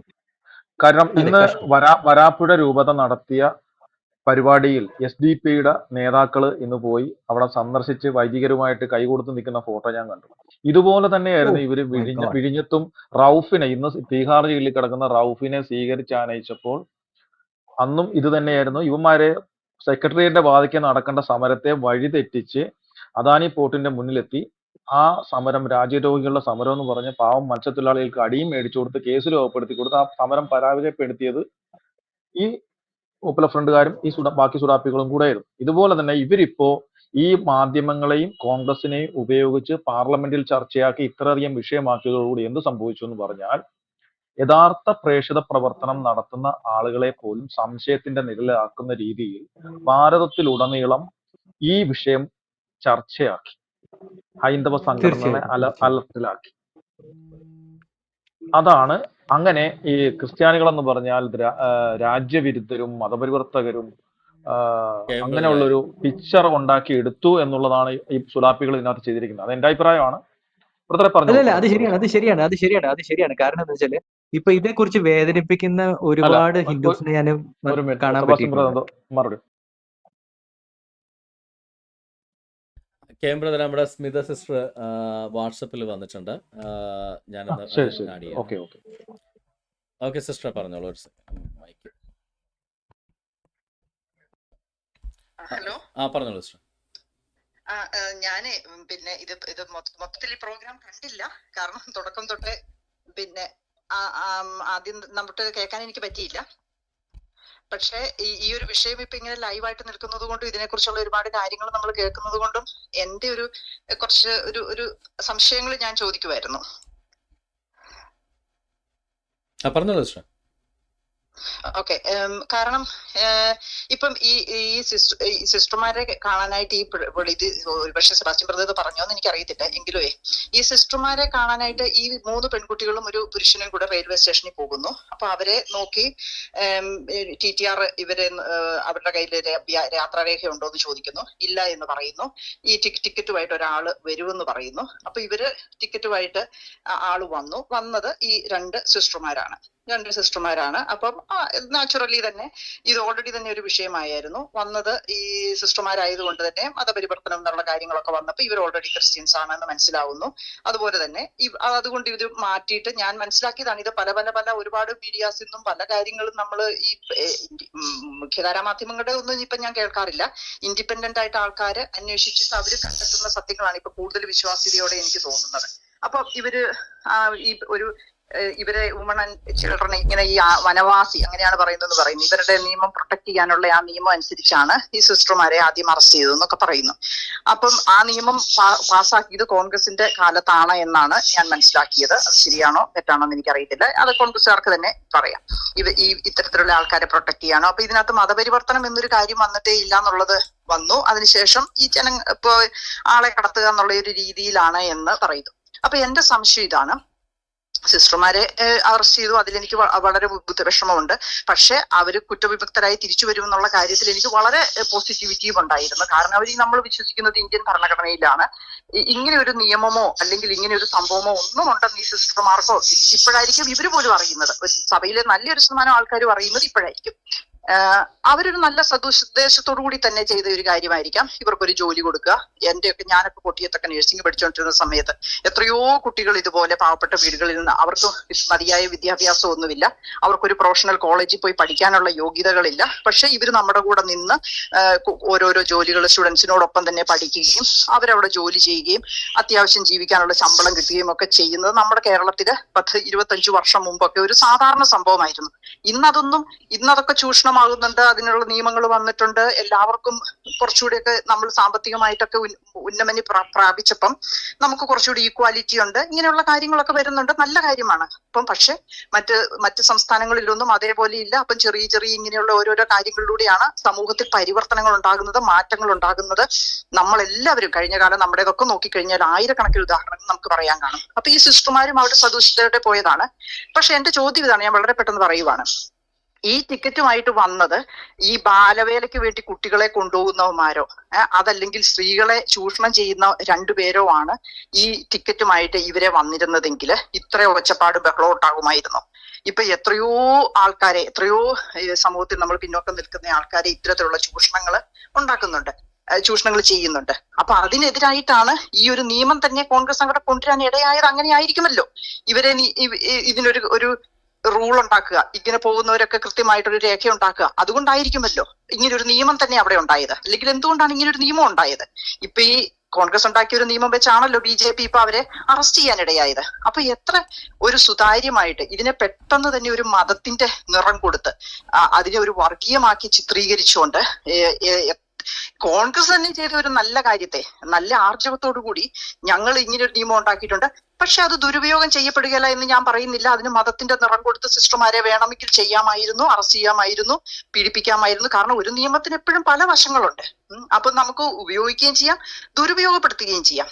അങ്ങനെ ദുരുപയോഗപ്പെടുത്താനൊരു പൊട്ടൻഷ്യൽ ഇല്ല എന്ന് ഞാൻ ഒരിക്കലും പറയുന്നില്ല. അതിനാണ് നമ്മൾ സഹായം തേടുന്നത്, രാഷ്ട്രീയക്കാരുടെ സഹായം തേടുന്നു. അതിനേക്കാൾ എല്ലാം ഉപരിയായിട്ട് പ്രാർത്ഥിക്കുക എന്നല്ലേ നമ്മൾ ഇങ്ങനെ ഒരു പ്രതിസന്ധികൾ ഉണ്ടാകുമ്പോൾ സഭയുടെ കാര്യത്തിലായാലും ഏത് കാര്യത്തിലായാലും നമ്മൾ പ്രാർത്ഥിക്കുക, പരിശ്രമിക്കുക. അങ്ങനെയുള്ള പരിശ്രമങ്ങൾ നടത്തുകയും ചെയ്യണം. അതിലുപരി ഇതിനെ ഇത്ര വർഗീയമാക്കിയത് ഇപ്പൊ സിറിയയിലേക്കും അഫ്ഗാനിസ്ഥാനിലേക്കും ഒക്കെ പെൺകുട്ടികളെ കടത്തുന്നു എന്ന് പറഞ്ഞുകൊണ്ട് നമ്മൾ പരാതിപ്പെടുന്നു, നമ്മൾ അതിനെ അന്വേഷിക്കണമെന്ന് ആവശ്യപ്പെടുന്നു. അതേപോലെ ഒരു റൈറ്റ് ഈ ജാർഖണ്ഡിലുള്ള മനുഷ്യർക്കും ഇല്ലേ? ഈ ഞങ്ങളുടെ സ്ത്രീകളെ അല്ലെങ്കിൽ ഞങ്ങളുടെ കുട്ടികളെ കൊണ്ടുപോകുന്നു, അവരെങ്ങോട്ട് പോകുന്നു, അത് അന്വേഷിക്കണം, അല്ലെങ്കിൽ അതിനെ കുറിച്ച് ഒരു ആർജവത്തോടെ പറയാനുള്ള റൈറ്റ് ഇവർക്കുമില്ലേ? തീവ്രവാദം ഇല്ല എന്നല്ല ഞാൻ പറയുന്നത്. ഇതിനകത്ത് വളരെ വ്യക്തമായ രാഷ്ട്രീയ മുതലെടുപ്പ് എടുത്തത് ഈ കോൺഗ്രസ് ആയാലും CPM ആയാലും എടുക്കുമ്പം അതിന് എത്ര വർഗീയതയുടെ ഒരു നിറമാണ് കൊടുത്തതെന്നുള്ളതാണ് എന്റെ ഒരു സംശയം. പിന്നെ പെട്ടെന്ന് ഒരു കാര്യം കൂടെ ഞാൻ പറയുവാണ്. ഇതില് എല്ലാ ക്രിസ്ത്യാനികളും വളരെ വലിയൊരു പ്രതിഷേധം സംഘടിപ്പിച്ചതിൽ എനിക്ക് ഭയങ്കര ഒരു സന്തോഷവും അഭിമാനവും ഉണ്ട്. കാരണം എന്തുകൊണ്ടാണെന്ന് ചോദിച്ചാല് പാലാ ബിഷപ്പിനെതിരെ ഒരു ആരോപണം ഉണ്ടായപ്പോ പോലും ഈ ശക്തിയൊന്നും കണ്ടില്ല, ഈ ബഹളവും കണ്ടില്ല. അതിന് പാലാ ബിഷപ്പിന്റെ ആരോപണത്തിലേക്ക് വരുന്നതിന് മുൻപ് ക്രിസ്ത്യാനികളുടെ വോട്ട് കിട്ടിയില്ലേലും ഞങ്ങൾ ഇവിടെ നടക്കും എന്ന് പറഞ്ഞ് മുസ്ലിം ലീഗിന്റെ വാക്കും കേട്ട് എന്തുമാത്രം ചീത്തയും തെറിയും ഈ KM മാണിക്ക് വേണ്ടിയും ജോസ് കെ മാണിക്ക് വേണ്ടിയും ഒക്കെ ഞാനൊക്കെ കേട്ടിട്ടുണ്ട്. ഞങ്ങളെപ്പോലുള്ള കോൺഗ്രസ്സുകാർ കേട്ടിട്ടുണ്ട്. ക്രിസ്ത്യാനികൾ മുഴുവൻ കള്ളന്മാരാണ്, അവര് തട്ടിക്കാൻ നടക്കുന്നവരാണ്, വെട്ടിക്കാൻ നടക്കുന്നവരാണ് എന്ന് പറഞ്ഞ് അവരുടെ വോട്ട് വേണ്ട എന്ന് പറഞ്ഞ് ബഹളം വെച്ചവരൊക്കെ അവരെ ഒരു ശക്തി കാണിക്കാനായിട്ട് ഈ ഒരു കാര്യം ഇത് കാരണമായി എങ്കിൽ, അതിനൊരു ഒത്തൊരുമ ക്രിസ്ത്യാനികൾ കാണിച്ചിട്ടുണ്ടോ എങ്കിൽ അതിനെനിക്കൊരു സന്തോഷവും അഭിമാനവും ഉണ്ട്. അതിനിത് കാരണമായെങ്കിൽ രാഷ്ട്രീയക്കാർക്കാണേലും അവരുടെ വില എന്താണ് അല്ലെങ്കിൽ വോട്ടിന്റെ വാല്യൂ എന്താണ് എന്ന് മനസ്സിലാക്കാൻ ഇടയാക്കിയതിൽ എനിക്ക് സന്തോഷമുണ്ട്. പക്ഷെ ഈ ഒരു ഒത്തൊരുമയും ഐക്യവും സാമൂഹിക പരിഷ്കരണം എന്നുള്ളതാണ് സഭ എപ്പോഴും നടത്തുന്നത്. സാമൂഹിക പരിഷ്കരണം നടത്തുന്നത് വെല്ലുവിളികൾ നിറഞ്ഞ ഒരു കാര്യം തന്നെയാണ്, അല്ലാതെ എല്ലാ രാഷ്ട്രീയക്കാരുടെയും ഓശാരത്തിന് കൊണ്ട് തന്നിട്ടല്ല. ഒറ്റ ഒരു കാര്യം കൂടെ ഞാൻ പറയുവാണ്. ഈ കസ്തൂരിരംഗൻ റിപ്പോർട്ടിനെതിരെയാണ് സഭ ഇതിനു മുമ്പ് ഇതുപോലെ ഒരു സമരത്തിന് ഇറങ്ങിയത്. അന്ന് 1000 വട്ടം ഞാൻ പറഞ്ഞതാണ്, ആ ഒരു നിയമം നമുക്ക് ആവശ്യമാണ്, കർഷകർക്ക് നമുക്ക് ആവശ്യമാണ് ആ നിയമം. അതിനെക്കുറിച്ച് പഠിക്കുക. അത് ഒരു രാജ്യത്തൊരു നിയമം ഉണ്ടാക്കുന്നത് നമ്മുടെ നന്മയ്ക്ക് വേണ്ടി തന്നെയാണ്. തിന്മകൾ അതിനകത്തുണ്ടായിരിക്കാം, അത് തിരുത്തുക, അത് ദുരുപയോഗം ചെയ്യുന്ന ഭാഗങ്ങൾ തിരുത്തുക. അത് കഴിഞ്ഞിട്ട് 400 രൂപ റബ്ബറിന് തന്ന MBA തരാമെന്നൊന്നും പ്രസംഗിച്ചിട്ട് ഒരു കാര്യവുമില്ല. ആദ്യം നിയമങ്ങൾ ഫലപ്രദമായിട്ട് രാജ്യത്ത് എങ്ങനെ ഉപയോഗിക്കാം, പൗരന്മാർക്ക് അങ്ങനെ ഒരു കാര്യമാണ് നമ്മളെ ക്രിസ്തു പോലും പഠിപ്പിച്ചിരിക്കുന്നത്. സീസറിനുള്ളത് സീസറിനും ദൈവത്തിനുള്ളത് ദൈവത്തിനും കൊടുക്കാൻ പറഞ്ഞ് ഒരു രാജ്യത്തിന്റെ നിയമങ്ങൾ എങ്ങനെ അനുസരിക്കണം എന്നതാണ് ക്രൈസ്തവനെ പഠിപ്പിച്ചത്. ആ നിയമങ്ങളെ കുറിച്ച് വിശദമായ അറിവുണ്ടാക്കുക, അതനുസരിച്ച് പ്രവർത്തിക്കുക. അപ്പൊ ഒരു കുഴപ്പവും വരികയില്ല ക്രിസ്ത്യാനിക്ക്. അല്ലാതെ 400 കിട്ടിയാല് പിന്നെ ഞങ്ങൾ MBA തരാന്ന് പറഞ്ഞിട്ട് ആ MBക്കൊന്നും ഒരു ചുക്കും ചെയ്യാൻ പറ്റില്ല. നിയമങ്ങളാണ് ഒരു രാജ്യത്ത് ഇന്ത്യയിലെ നിയമങ്ങളാണ് നമ്മളെ സുരക്ഷിതരാക്കുന്നത്, നമ്മളെ പ്രോഗ്രസീവ് ആക്കുന്നത്. ഇപ്പൊ സിസ്റ്റർമാർക്കും എല്ലാവർക്കും കാര്യം പിടികിട്ടിയല്ലോ. എന്തുകൊണ്ടാണ് ഈ നിയമങ്ങൾ? അടുത്ത തവണ എന്ത് ചെയ്യാം, പ്രൊആക്റ്റീവായിട്ട് എങ്ങനെ നമുക്ക് ചെയ്യാം? ഈ മദർ തെരേസയുടെ സ്ഥാപനങ്ങളെ കുറിച്ച് എന്തുമാത്രം അന്വേഷണം ഇവര് അധികാരത്തിൽ കയറിയ ഉടനെ BJP ചെയ്തു. അന്നൊന്നും ഇവിടെ ആരും ഒരുത്തരും മിണ്ടിയില്ലല്ലോ. എത്ര സ്ഥാപനങ്ങൾ പൂട്ടിക്കെട്ടി. അവര് പറഞ്ഞു ഓക്കെ നിങ്ങൾക്ക് വേണ്ട, ഞങ്ങൾ പോവുക. അവർ ആഫ്രിക്കയിലോട്ടും മറ്റു സ്ഥലങ്ങളിലേക്കും അവര് പോയി. അല്ലാതെ അവിടെ എന്തെങ്കിലും സംഭവിച്ചോ? അപ്പം ഇതേ ഉള്ളൂ എനിക്ക് പറയാനുള്ളത്. ഈ ഓരോ നിയമങ്ങൾ എങ്ങനെ അനുസരിച്ചാണ് നോക്കുക. ശക്തി കാണിക്കേണ്ടിടത്ത് ശക്തി കാണിക്കുക. സമൂഹത്തിന്റെ പരിഷ്കരണം നടത്തുമ്പോൾ അതെന്നും വെല്ലുവിളികൾ നിറഞ്ഞതാണ്. ആ വെല്ലുവിളികളെ നേരിടാന് നല്ല അറിവും വിശ്വാസവും ധാർമ്മികതയുമാണ് വേണ്ടിയത്. ആ ധാർമ്മികത സഭയ്ക്ക് ഉണ്ട് എങ്കിൽ ഒരു കുഴപ്പം ഒരിക്കലും വരികയില്ല. ഞാൻ പൂർണ്ണമായിട്ട് സപ്പോർട്ട് ചെയ്യുന്നു സിസ്റ്റർ പറഞ്ഞതിനോട് പൂർണ്ണമായിട്ട് സപ്പോർട്ട് ചെയ്യുന്നു. അതായത് ഇവിടെ ഈ കന്യാസ്ത്രീമാരുടെ വിഷയത്തിൽ നടന്നിട്ടുള്ള പല ഫാക്ടേഴ്സ് ഉണ്ട്. ഒന്ന്, അവിടെ നടന്ന ആക്ച്വൽ സംഭവം. ഇപ്പം അതിനകത്ത് കന്യാസ്ത്രീമാർക്കൊരു എന്താ പറയുക, അവർക്ക് അറിഞ്ഞോ അറിയാതെയോ സംഭവിച്ച ഒരു നിയമപ്രശ്നം. അവർ ആവശ്യമായ പെർമിറ്റ് എടുക്കാതെ ഒരു ജോലിക്ക് വേണ്ടി ആളെ കൊണ്ടുപോകുന്നു എന്നുള്ളൊരു നിയമപ്രശ്നം അവിടെ സംഭവിച്ചിട്ടുണ്ടാകാം. That's number 1. അത് തീർച്ചയായിട്ടും. അത് പോലീസ് അത് ഐഡന്റിഫൈ ചെയ്തിട്ടുണ്ടെങ്കിൽ അതിന് കേസ് എടുക്കാനുള്ള അവകാശം അവർക്കുണ്ട്. ആ കേസ് എടുത്തു കഴിഞ്ഞാൽ തങ്ങളുടെ നിരപരാധിത്വ അറിവില്ലായ്മ കൊണ്ടാണെങ്കിൽ അത് പ്രൂവ് ചെയ്യാനുള്ള അവകാശം നമ്മുടെ കന്യാസ്ത്രീകൾക്കുമുണ്ട്. അത് പ്രൂവ് ചെയ്യാനുള്ള നിയമപരമായ സപ്പോർട്ട് കൊടുക്കാനുള്ള എല്ലാ സംവിധാനങ്ങളും കത്തോലിക്ക സഭയ്ക്കുണ്ട്. ഇതൊരു പെന്തക്കോസ്ത് പാസ്റ്റർക്കാണ് സംഭവിക്കുന്നതെങ്കിൽ മനസ്സിലാക്കാം, മറ്റുള്ളവരുടെ സഹായം ആവശ്യമുണ്ടെങ്കിൽ. ഇത് തീർച്ചയായിട്ടും. കത്തോലിക്ക സഭയ്ക്ക് ഈ അവകാശവും സ്വാതന്ത്ര്യവും സാമ്പത്തികവും എല്ലാം ഉണ്ട്. ഇത് ഒരു വശം. പക്ഷേ രണ്ടാമത്തെ കാര്യം, അവിടെയുള്ള ബജ്രംഗ് ദള് പോലുള്ള ഹിന്ദുത്വ സംഘടനകൾ ഈ വിഷയത്തെ കൈകാര്യം ചെയ്തത് തികച്ചും ഒരു എന്താ പറയുക ആൾക്കൂട്ടാക്രമണം പോലെ എടുത്തുകൊണ്ടാണ്. അവർ ആൾക്കൂട്ട ആക്രമണ ശൈലിയിലാണ് ഇതിനെതിരെ പ്രതികരിച്ചത്. അത് തെറ്റാണ്, അതിനെതിരെ ക്രിമിനൽ നടപടി എടുക്കണം എന്ന് ഞാൻ പറയത്തുള്ളൂ. കാര്യം ഈ ആദിവാസി പെൺകുട്ടികൾ നിയമപരമായ പെർമിഷൻ എടുത്തിട്ടുണ്ടായാലും ഇല്ലെങ്കിൽ പോലും അവർ പ്രായപൂർത്തിയായ ആളുകളാണ്. അവരുടെ പരിപൂർണ സമ്മതത്തോടുകൂടി അവരുടെ മാതാപിതാക്കളുടെയും പരിപൂർണ സമ്മതത്തോടുകൂടെയുമാണ് ഈ ജോലിക്ക് വേണ്ടി ഇവർ ആഗ്രയിലേക്ക് പുറപ്പെട്ടത്. അത് വ്യക്തമായതുകൊണ്ട് തന്നെ അവരുടെ ഇതിനെതിരായിട്ട് ഈ ആൾക്കൂട്ട ആക്രമണം സംഘടിപ്പിച്ച ബജ്രംഗ് ദളിനെതിരെ ആദിവാസി സംരക്ഷണ നിയമപ്രകാരം തന്നെ കേസെടുക്കണം. അതാണ് അതിന്റെ ശരി. കാര്യം തീർച്ചയായിട്ടും. അവർക്കെതിരെയാണ് അവർ പ്രതികരിച്ചത്, അവരെയാണ് അവർ ഭീഷണിപ്പെടുത്തിയത്. ആദിവാസികളെ ഭീഷണിപ്പെടുത്തുകയും അവരെ നിയമത്തിന്റെ രീതിയിൽ തെറ്റായ മൊഴി കൊടുക്കാൻ അവരെ സമ്മർദ്ദം ചെലുത്തുകയും ചെയ്തത് നിയമവ്യവസ്ഥയുടെ വെല്ലുവിളിയാണ്. അത് ഈ ബജ്രംഗ് ദൾ പ്രവർത്തകർ ചെയ്തത് തികച്ചും തെറ്റ് തന്നെയാണ്. അതിനെതിരെ കേസെടുക്കാൻ വേണ്ടി ഈ പറയുന്ന കോൺഗ്രസിന്റെ എംപിമാരും MLA-മാരും എന്തുകൊണ്ട് ഈ ഛത്തീസ്ഗഡിലെ പ്രതിപക്ഷ എംപിമാരും MLA-മാരും എന്തുകൊണ്ട് ഗവൺമെന്റിനെതിരെ ഒരു സമരം നടത്തുന്നില്ല? അപ്പോ തീർച്ചയായിട്ടും തീർച്ചയായിട്ടും ഇവര് ആൾക്കൂട്ട ആക്രമണം എന്ന് പറയുന്നത് ഏറ്റവും കുറ്റകരമല്ലേ? പിന്നല്ലാണ്ട് അതാണ് അവിടെ നടന്നത്. അത് അവിടെ നടന്ന രണ്ടാമത്തെ ഫാക്ടർ എന്ന് പറഞ്ഞാൽ, നിയമപരമായ വിഷയം നടന്ന രണ്ടാമത്തെ കാര്യം എന്ന് പറഞ്ഞാൽ ബജ്രംഗ് ദളിന്റെ ഒരു ആൾക്കൂട്ടാക്രമണം തന്നെയാണ്. അവിടെ ഫിസിക്കലായിട്ട് ആക്രമിച്ചോ ഇല്ലയോ എന്ന് എനിക്കറിയില്ല. പക്ഷെ ആൾക്കൂട്ടാക്രമണത്തിന് തുല്യമായ പോലീസുകാരുടെ സാന്നിധ്യത്തിൽ തന്നെ ഭീഷണിപ്പെടുത്തുന്നത് നമ്മൾ നേരിട്ട് ടെലിവിഷനിലൂടെ കണ്ടതാണ്. അപ്പൊ അതൊരു ആൾക്കൂട്ട ആക്രമണവും ഭീഷണിയും തന്നെയാണ് അവിടെ നടന്നത്. ആക്രമണം ഫിസിക്കലി നടന്നില്ലെങ്കിൽ പോലും മെന്റൽ ടോർച്ചറിങ്ങും ഭീഷണിയും അവിടെ വ്യക്തമായിട്ട് സംഭവിച്ച കാര്യം പരസ്യമായിട്ട് നമ്മൾ കേട്ട കാര്യമാണ്. അതിനെതിരെ ശക്തമായ നിയമ നടപടി സ്വീകരിക്കേണ്ടത് BJP ഗവൺമെന്റ് ഉത്തരവാദിത്തമാണ്. അത് സ്വീകരിച്ചില്ലെങ്കിൽ അത് BJPയുടെ പരാജയം തന്നെയാണ്. ഇപ്പൊ രാജീവ് ചന്ദ്രശേഖർ ഇതിനെതിരെ എല്ലാം ചെയ്തിട്ട് അവസാനം പുള്ളി ഒരു സ്റ്റേറ്റ്മെന്റ് പറഞ്ഞു. അവിടെ ആ സിസ്റ്റർമാര് മതപരിവർത്തനം നടത്തുന്നില്ല, ചിലപ്പോൾ വല്ല പെന്തക്കോസുകാരായിരിക്കും മതപരിവർത്തനം നടത്തുന്നതെന്ന്. പെന്തക്കോസുകാരെന്നല്ല, ഏത് മതക്കാർക്കും മതപരിവർത്തനം നടത്താനോ അല്ലെങ്കിൽ മതം പ്രചരിപ്പിക്കാനുള്ള അവകാശമുണ്ട്. എന്ത് പെന്തക്കോസുകാര് മതം പ്രചരിപ്പിച്ചു കഴിഞ്ഞാൽ തെറ്റാണെന്ന് പറയാൻ രാജീവ് ചന്ദ്രശേഖർ പുതിയ ഭരണഘടന ഒന്നും എഴുതിയിട്ടില്ലല്ലോ. അപ്പൊ രക്ഷപ്പെടാൻ വേണ്ടി, ഭൂരിപക്ഷത്തിന്റെ വോട്ട് കിട്ടാൻ വേണ്ടി, ഇപ്പൊ കത്തോലിക്കനെ പറഞ്ഞ ചോദിക്കാൻ ചിലപ്പോ കോൺഗ്രസ്സുകാർ വരും, പെന്തക്കോസാരെ പറഞ്ഞ പിന്നെ ആരും ചോദിക്കാനില്ലല്ലോ എന്ന് പറഞ്ഞ് അവിടെ പെന്തക്കോസാർക്കിട്ടൊരു തട്ട് കൊടുത്തിട്ട് പോകാൻ കഴിഞ്ഞ ബ്രിട്ടാസും ശ്രമിച്ചിരുന്നത്. ഈ രാജീവ് ചന്ദ്രശേഖർ മാത്രമല്ല, കഴിഞ്ഞിടക്ക് ജോൺ ബ്രിട്ടാസും കൊടുത്തായിരുന്നു പെന്തക്കോസാർക്കിട്ടൊരു പണി. അപ്പോ തീർച്ചയായിട്ടും ഇവിടെ ഇന്ത്യ മഹാരാജ്യത്ത് ബ്രദറെ, ഭരണഘടനയുടെ 10ാമത്തെ ആർട്ടിക്കിളും 25ാമത്തെ ആർട്ടിക്കിൾ അനുസരിച്ചിട്ട് പെന്തക്കോസുകാരായാലും മറ്റ് ക്രിസ്ത്യാനികളായാലും മറ്റു മതക്കാരായാലും ആർക്കാണെങ്കിലും സമാധാനപരമായ രീതിയിൽ ഒരാൾ പെർമിഷൻ കൊടുത്തിട്ടുണ്ടെങ്കിൽ അയാൾ അത് നിരോധിക്കാത്തത്രയും സമയം, ഒരു വ്യക്തിപരമായ ഒരാൾ എനിക്കത് കേൾക്കണ്ട എന്ന് പറയാത്തത്രയും സമയം ഒരാളോട് സുവിശേഷം പറയാനും ക്രിസ്തുവിനെ കുറിച്ച് പറയാനുള്ള അവകാശം ഇവിടെയുണ്ട്. അത് ഭരണഘടനാപരമായി ഈ അവകാശം ആർക്കെങ്കിലും ചൊറിച്ചിലുണ്ടാക്കുന്നെങ്കിൽ അവർക്ക് പറ്റിയെങ്കിൽ രാജ്യത്തേക്ക് പോകുക, അതാണ് ചെയ്യാനുള്ളത്. അതെ, അത് മാത്രമല്ല ബ്രദർ പറഞ്ഞത് വളരെ ഒരു നല്ല കാര്യമാണ്.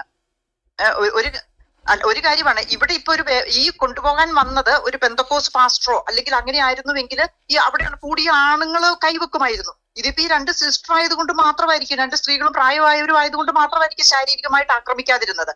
അപ്പം വേറൊരു ഒരു പെന്തക്കോസ് പാസ്റ്ററോ അല്ലെങ്കിൽ ഒരു അച്ഛനോ പോയി ആയിക്കോട്ടെ, ഇപ്പം എല്ലായ്പ്പോഴും അച്ഛന്മാർ അതേ ഡ്രസ്സിലൊന്നും പോകണമെന്നില്ലല്ലോ, ആയിരുന്നുവെങ്കിൽ ചിലപ്പോൾ ഇവർ ആക്രമിക്കുവോ എന്തെങ്കിലും ചെയ്യുമായിരുന്നായിരിക്കാം. അപ്പൊ അങ്ങനെയുള്ള ഒരു ആൾക്കൂട്ട ആക്രമണം നമ്മളിപ്പോ നമ്മുടെ നാട്ടിൽ തന്നെ വയനാട്ടിലൊക്കെ പിന്നെ വിശന്നിട്ട് ആദിവാസി മധുവിനെയും ഒക്കെ ആക്രമിച്ചു കൊന്നതൊക്കെ നമ്മൾ കണ്ടതാണ്. ഈ മതപരിവർത്തനം ഒന്നും വേണ്ട, ഈ ആൾക്കൂട്ട ആക്രമണം എന്ന് പറയുന്നത് ഏറ്റവും വലിയൊരു ക്രിമിനൽ ആക്ടിവിറ്റി ആണല്ലോ. അപ്പൊ ആ ഒരു ക്രിമിനൽ ആക്ടിവിറ്റിക്ക് എതിരായിട്ടുള്ള ഒരു നിയമം ഇവിടെ നടത്തുന്നുണ്ടോ, ഇവിടെ അത് പാലിക്കപ്പെടുന്നുണ്ടോ എന്നും അതിനുവേണ്ടി ഈ കോൺഗ്രസും ഒക്കെ BJP-യിൽ എത്രത്തോളം സമ്മർദ്ദം ചെലുത്തുന്നുണ്ട് എന്നുള്ളത് നമ്മൾ വളരെ ശ്രദ്ധാപൂർവ്വം തന്നെ വീക്ഷിക്കേണ്ട ഒരു കാര്യമാണ്, 100%. അല്ല, ഈ ആൾക്കൂട്ട ആക്രമണം തന്നെയല്ലേ, ഈ ആൾക്കൂട്ട സമ്മർദ്ദവും തന്നെയല്ലേ TJ ജോസഫ് സാറിന്റെ കാര്യത്തിൽ നടന്നത്. അദ്ദേഹത്തിനെതിരെ കേസെടുത്തതും ഈ ആൾക്കൂട്ട സമ്മർദ്ദം, ഈ മുസ്ലിങ്ങളുടെ സമ്മർദ്ദമാണ് അവിടെ കേസുണ്ടാക്കിയത്. അപ്പൊ അവിടെ കേസെടുത്തവന്മാർ പുണ്യാളന്മാർ, ഇവിടെ കേസെടുത്തവന്മാർ വില്ലന്മാരെന്ന് പറയുന്നതാണ് പ്രശ്നം. രണ്ടിടത്തും കേസെടുത്തവന്മാർ വില്ലന്മാർ തന്നെയാ. അതായത് TJ ജോസഫിനെതിരെ കേസെടുത്ത CPM വില്ലനാണ്, ഈ പറയുന്ന മോനി അബ്രഹാമിനെതിരെ തിരുവല്ലയിൽ കേസെടുത്ത CPM വില്ലനാണ്. ഇനി മറ്റ് കേസുകളിൽ കേസെടുത്തുള്ള കോൺഗ്രസ്സുകാരും വില്ലന്മാരാണ്, ഛത്തീസ്ഗഡിലെ BJP-കാരും വില്ലന്മാർ. അങ്ങനെ തന്നെ പറയാൻ പഠിക്കണം. അല്ലാതെ ഛത്തീസ്ഗഡ് BJP ആയിട്ട് അവര് വില്ലന്മാര്, ബാക്കി ഇവന്മാരെല്ലാം സുന്യാളന്മാരെന്ന് പറയുന്നതാണ് ഇവിടുത്തെ പ്രശ്നം. എല്ലാവരും തെറ്റ് ചെയ്തവരാണ്. തീർച്ചയായിട്ടും അതെ, തീർച്ചയായിട്ടും തീർച്ചയായിട്ടും. എന്തായാലും നമുക്കിത് വളരെ അല്ല ആകാംക്ഷപൂർവ്വം നോക്കിക്കാണേണ്ട ഒരു സുഹൃത്ത് വിഷയം ബ്രദർ, തന്നെയാണ്. ഞാനൊരു അഭിപ്രായം പറഞ്ഞോട്ടെ. ആശങ്കാകുലമാണ് എങ്കിലും ഭയം വേണ്ട, ജാഗ്രത മതി എന്ന് പറഞ്ഞതുപോലെ ജാഗ്രതയോടെ നോക്കാം ഇതിൽ എന്താകും എന്നുള്ളത്. താങ്ക് യു ബ്രദറെ, താങ്ക് യു. അല്ല താങ്ക് യു സിസ്റ്റർ. അല്ല സ്മിത സിസ്റ്റർ ഇപ്പൊ പറഞ്ഞല്ലോ ആൾക്കൂട്ട ആക്രമണമാണ്, മധുവിന്റെ കാര്യമൊക്കെ ചൂണ്ടിക്കാട്ടിയിട്ട് പറഞ്ഞല്ലോ. വെറും 33 ദിവസം മുമ്പ് കഴിഞ്ഞ ജൂൺ 30 ഇതേപോലൊരു ആൾക്കൂട്ട ആക്രമണമല്ലേ കാഞ്ഞങ്ങാട് ലിറ്റിൽ ഫ്ലവർ സ്കൂളിന്റെ പ്രിൻസിപ്പലിന്റെ റൂമിൽ നടന്നത്? അവിടെ അതെ, ഒരു കന്യാസ്ത്രീ ആയിരുന്നല്ലോ. മറ്റ് അധ്യാപകരെ അകത്തേക്ക് കയറ്റാതെ മുസ്ലിം ലീഗുകാരും SDPIക്കാരും എല്ലാം കൂടെ കന്യാസ്ത്രീയെ വളഞ്ഞു വെച്ച് തെറി പറഞ്ഞ് ഭീഷണിപ്പെടുത്തി അവരെ സമ്മർദ്ദത്തിലാക്കി അവരെ കൊണ്ട് ID കാർഡ് പിൻവലിക്കാമെന്ന് സമ്മതിപ്പിച്ചു.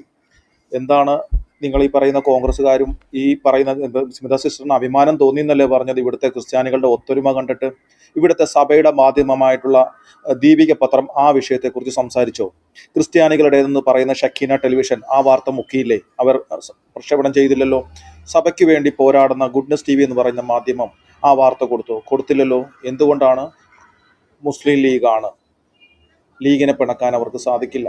അപ്പൊ ഇതിൽ എന്തുമാത്രം ആത്മാർത്ഥതയുണ്ട്? അത് വളരെ കൃത്യമായ പോയിന്റ് കെഎം ബ്രദർ പറഞ്ഞ കാര്യം. ആ വാർത്ത തുടക്കത്തിലൊന്ന് വന്നായിരുന്നു. അതായത് ഈ എന്താ പറയുക, ആ സ്ഥാപനത്തിന്റെ പേട്രൺ സെയിന്റ് ആയിട്ടുള്ള കന്യാസ്ത്രീയുടെ ഫോട്ടോ വെച്ച ID കാർഡ്, അല്ലാതെ അത് ഒരു ദൈവത്തിന്റെ ഫോട്ടോയോ അങ്ങനെ ഒന്നും അല്ല വെച്ചേക്കുന്നത്. അതായത് ഒരു സ്ഥാപനം, ഒരു പേട്രന്റെ, ഇപ്പോൾ ശ്രീനാരായണ ഗുരുവിന്റെ പേരിലുള്ള SNDP യോഗത്തിന്റെ ഒരു സ്കൂളിൽ അതിന്റെ ID കാർഡിൽ ശ്രീനാരായണ ഗുരുവിന്റെ പടം ഉണ്ടാവും എന്നുള്ളത് കോമൺ സെൻസ് ആണ്. ഇപ്പൊ ഇന്ത്യയുടെ നോട്ടിനകത്ത് ഗാന്ധിജിയുടെ പടം ഉള്ളതുകൊണ്ട് നോട്ടെല്ലാം കത്തിക്കണമെന്ന് ആരെങ്കിലും പറഞ്ഞു എന്ന് പറഞ്ഞാൽ കാര്യം നടക്കുമോ? ഇന്ത്യയുടെ നോട്ടിനകത്തിന് ഗാന്ധിജിയുടെ പടം അല്ലാതെ പിന്നെ മുഹമ്മദിന്റെ പടം വെക്കാൻ പറ്റത്തില്ലല്ലോ. അപ്പോ ഇവന്മാര് നാളെ ഇന്ത്യയുടെ നോട്ടിനകത്ത് ഗാന്ധിജിയുടെ പടമുണ്ട് അതുകൊണ്ട് പറ്റത്തില്ല എന്ന് പറഞ്ഞ് സമരം ഉണ്ടാക്കി സമ്മതിച്ചു കൊടുക്കണോ? ഇല്ല. കാര്യം ഇന്ത്യയുടെ രാഷ്ട്രപിതാവാണ് ഗാന്ധിജി. ഇപ്പൊ ഗാന്ധിജി എന്നുള്ള വ്യക്തിയെക്കുറിച്ച് എനിക്കും അല്ലെ നിങ്ങൾക്കും ഒക്കെ പലർക്കും തെറ്റായ അഭിപ്രായങ്ങളൊക്കെ ഉണ്ടാവാം. പക്ഷേ ഇന്ത്യയുടെ രാഷ്ട്രപിതാവായിട്ട് ഇന്ത്യ ഗവൺമെന്റ് അംഗീകരിച്ചിട്ടുള്ള ഒരാളാണ് ഗാന്ധിജി എന്ന് പറയുന്നത്. അപ്പൊ ആ ഗാന്ധിജിയുടെ പടം ഇന്ത്യൻ നോട്ടിൽ വരുന്നത് സ്വാഭാവികമാണ്. അതുപോലെ ഒരു എന്താ പറയുക, കന്യാസ്ത്രീയുടെ പേരിലുള്ള പേട്രൺ സെയിന്റ് ആയിട്ടുള്ള ഒരു കന്യാസ്ത്രീയുടെ പേരിലുള്ള ഒരു സ്ഥാപനം. അപ്പൊ ആ കന്യാസ്ത്രീയുടെ പടം അല്ലാതെ പിന്നെ എന്താ പറയുക, ആയിഷ താത്തയുടെ പടം കൊണ്ട് അതിനകത്ത് വെക്കാൻ പറ്റുമോ? ഇല്ല. അപ്പൊ അതിനെതിരെ സമരം നടത്തുകയും അതിന്റെ പ്രിൻസിപ്പളെ റൂമിൽ പൂട്ടുകയും ചെയ്തപ്പോൾ ഈ കോൺഗ്രസ്സുകാർക്ക് എന്ത് പറ്റി? അവർക്ക് ഈ കന്യാസ്ത്രീകളെ സംരക്ഷിക്കണമെന്നുള്ള ആഗ്രഹമൊന്നും ഇല്ലായിരുന്നോ? ഈ കമ്മ്യൂണിസ്റ്റുകാർക്ക് എന്ത് പറ്റി? അതിനെതിരെ കേസെടുക്കാൻ പോലീസുകാർക്ക് കൈവറ വല്ലതും സംഭവിച്ചോ? ഇല്ല. അപ്പൊ ഇതൊക്കെ വെറും എതിർഭാഗത്ത് മുസ്ലിങ്ങളാണെങ്കിൽ മിണ്ടാതെ ക്രിസ്ത്യാനിനെ എന്താ പറയുക അടിച്ചു കൂട്ടുക, എതിർഭാഗത്ത് ഹിന്ദുക്കളാണെങ്കിൽ വോട്ട് കിട്ടാൻ വേണ്ടി 2 സപ്പോർട്ട് വേണം ചെയ്യാം, നഷ്ടം വരാത്ത കേസുകൾക്ക് നിൽക്കുക, നഷ്ടം വന്ന പണിക്ക് നിൽക്കാതിരിക്കുക. ഇതിനെയാണ് ഡബിൾ സിൻഡ്രോം എന്ന് നമ്മൾ പറയുന്നത്. ഡാഡി എന്നുള്ള വാക്കിന് ഉപയോഗിക്കാത്ത മാത്രം. ഒരു കാര്യം കൂടി ഇതിനകത്തുണ്ട്. ഇപ്പോൾ ഇവിടെ KCBC സംസ്ഥാന BJP അധ്യക്ഷനോട് സഹായം ഈ വിഷയത്തിൽ അഭ്യർത്ഥിച്ചു. CBCI നേതൃത്വവും അഭ്യർത്ഥിച്ചു.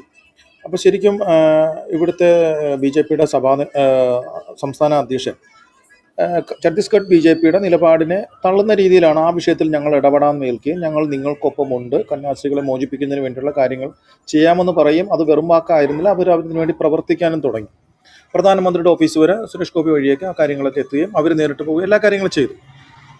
എങ്കിൽ അതിൽ റിസൾട്ട് ഉണ്ടാകട്ടെ, എന്താകും എന്ന് നോക്കുന്നതിന് വേണ്ടിയിട്ട് ഒരു 2-3 ദിവസം വെയിറ്റ് ചെയ്യേണ്ടതായിരുന്നില്ലേ? അതിനു മുമ്പ് ഇവിടെ ഈ കോലാഹലങ്ങൾ നടത്തേണ്ട ആവശ്യമുണ്ടായിരുന്നോ?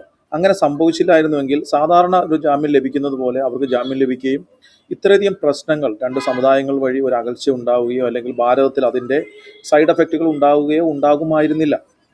ഒരു 2 ദിവസമെങ്കിലും വെയിറ്റ് ചെയ്യാമായിരുന്നു. ഇപ്പോൾ എടുപിടി എന്ന് പറഞ്ഞിട്ട് KCBCയുടെ അധ്യക്ഷനായ ക്ലിമ്മീസ് ബാബ ഒക്കെ രംഗത്തിറങ്ങിയ അനാവശ്യമായ പ്രസ്താവനകൾ നടത്തേണ്ട ആവശ്യം ഉണ്ടായിരുന്നില്ല. പാലാപിതാവ് കാലം തെളിയിച്ചതാണ് നർക്കോട്ടിക് ജിഹാദിന്റെ പരാമർശം. അതായത് ജ്യൂസിൽ മയക്കുമരുന്ന് കൊടുക്കുന്നു എന്നാണ് പാലാപിതാവ് എന്ന് പറഞ്ഞത്. ജ്യൂസിലും കൊടുക്കുന്ന കണ്ട് കുഴിമന്തിയിലും വരെ കലക്കി കൊടുക്കുന്നത് വാർത്തകൾ, പ്രതികളെ പിടിച്ച വാർത്തകൾ പുറത്തു വന്നു. അപ്പോൾ പാലാപിതാവ് അത് പറഞ്ഞപ്പോൾ അന്ന് പിതാവിനെ കൊണ്ട് മാപ്പ് പറയിപ്പിക്കാൻ അന്ന് ഇദ്ദേഹം KCBC അധ്യക്ഷനായിരുന്നില്ല. ഈ ക്ലിമ്മീസ് ബാബ തിരുവനന്തപുരത്ത് മുസ്ലിം നേതാക്കളും ഏതോ ഒരു കാഷായ വസ്ത്രമിട്ട സ്വാമിയെയും വിളിച്ചിരുത്തി അവിടെ പിതാവിനെ കൊണ്ട് മാപ്പ് പറയിപ്പിക്കാൻ സമ്മർദ്ദം ഉണ്ടാക്കാൻ വേണ്ടി ഒരു ചർച്ച നടത്തുകയും ആ ചർച്ചയിൽ ചങ്ങനാശ്ശേരി മെത്രാനായിരുന്ന പെരുന്തോട്ടം പിതാവ് പങ്കെടുക്കാത്തതിനെ അദ്ദേഹത്തെ വിമർശിക്കുകയും വരെ ചെയ്ത ആളാണ്. അത് ശരിയാണ്, ഞാൻ അപ്പോ ഓർക്കുന്നുണ്ട് ആ വിഷയം. അല്പം ഞാനതിനെ ക്ഷമ ഈ വിഷയത്തിൽ വിമർശിച്ചത് നമ്മളെ കാണിക്കാമായിരുന്നു. ഞാൻ ആ റിസൾട്ട് പ്രോഗ്രാം ചെയ്ത് ഉണ്ടായിരുന്നില്ലെങ്കിൽ അല്ല ഞാൻ നമ്മൾ പറഞ്ഞോളൂ അതിനെതിരെ ഒരു ഡോക്ടർ. പ്രോഗ്രാം നടത്തിയപ്പോൾ അത് കൃത്യമായിട്ട് എടുത്ത് ക്ലിമ്മിസ് ബാഹക്കെതിരെ നല്ലൊരു ഡയലോഗ് ഞാൻ പറഞ്ഞത് ഞാൻ എപ്പോഴും ഓർക്കുന്നുണ്ട്.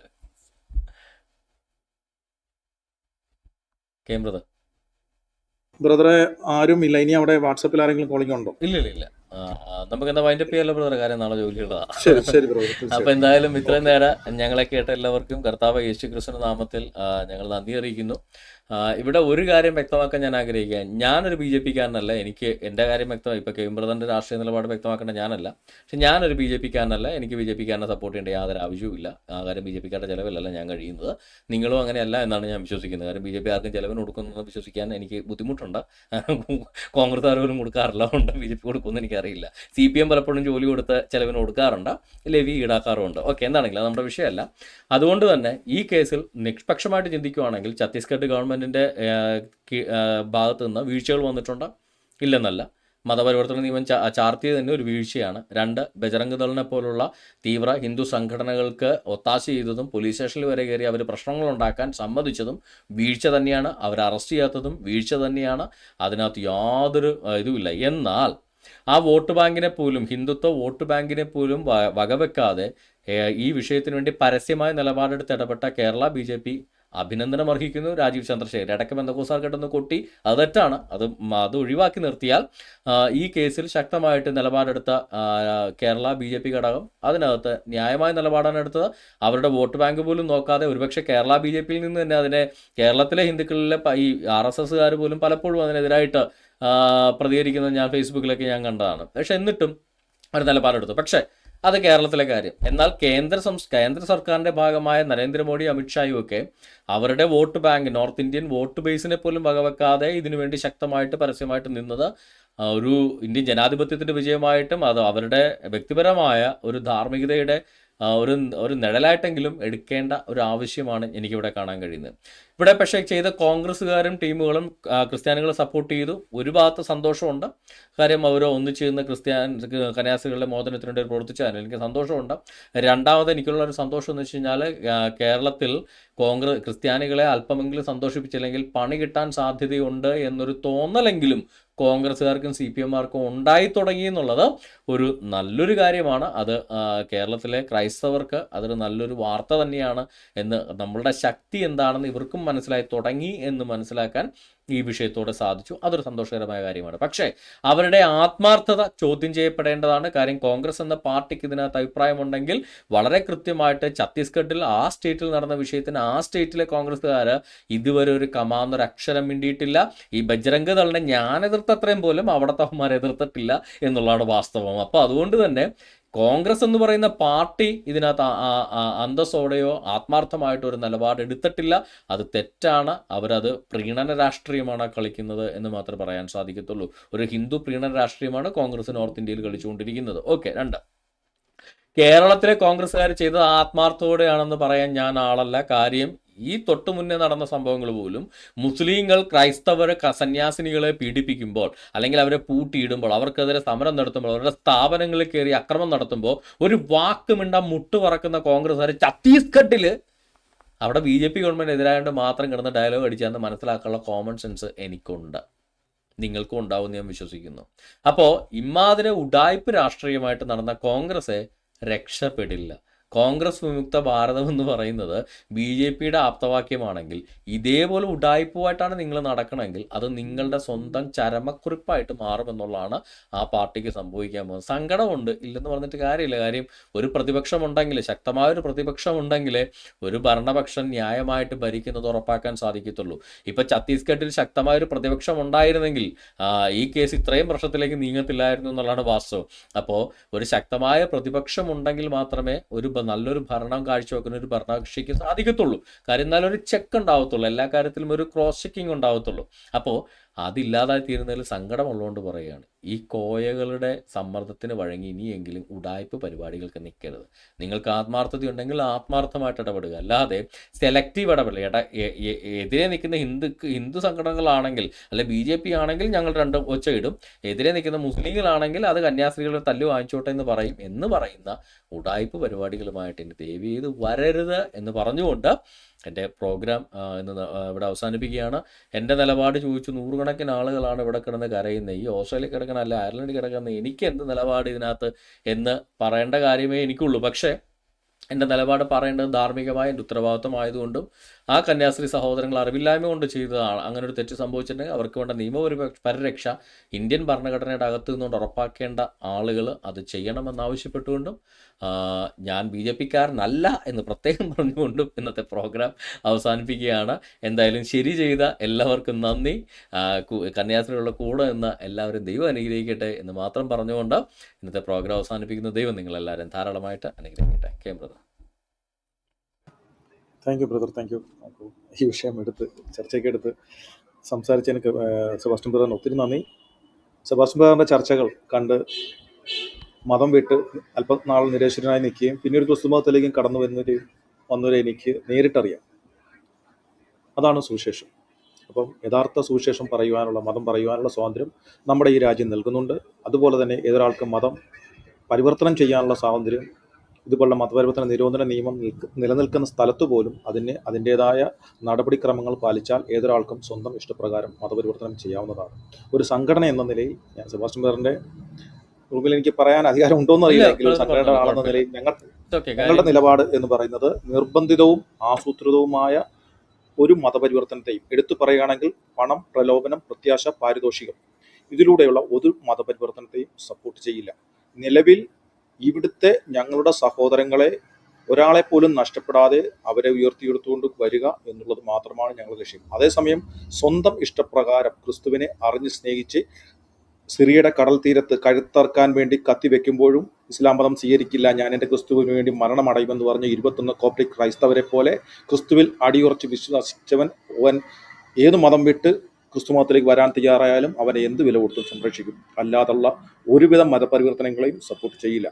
അതോടൊപ്പം തന്നെ മിഷൻ പ്രവർത്തനം ഒരു കാലഘട്ടത്തിൽ ആവശ്യമായിരുന്നു. ഇന്ന് ഓരോ പള്ളികളുടെ ഇടവകളിലും 5 മുതൽ 25% വരെ ദരിദ്രരുണ്ട്. അവരുടെ ഉന്നമനത്തിന് വേണ്ടി നിങ്ങളുടെ മിഷൻ പ്രവർത്തനം പകുതി ഇങ്ങോട്ട് മാറ്റണം എന്നാണ് എൻ്റെ അഭിപ്രായം. കാര്യം ഷൈനിക്ക് ഒരു ജോലി ഉണ്ടായിരുന്നെങ്കിൽ, ഷൈനിയുടെ 2 മക്കൾക്ക് ഫീസ് മേടിക്കാതെ ക്രിസ്ത്യൻ സഭാസ്ഥാപനങ്ങളിൽ പഠിക്കാനുള്ള അവസരം കൊടുക്കുമായിരുന്നെങ്കിൽ, ഒരു മുറി വീടെങ്കിലും അവർക്ക് ജീവിക്കാനുണ്ടായിരുന്നെങ്കിൽ ആ അമ്മയും 2 മക്കളും റെയിൽവേ ട്രാക്കിൽ ജീവൻ ഒടുക്കില്ലായിരുന്നു. അപ്പോൾ ഞാൻ എടുത്തു പറയുന്നു, ഓരോ ഇടവകയിലും ദരിദ്രരുണ്ട്. അവരെ നിങ്ങൾ ഉയർത്തിയെടുക്കണം.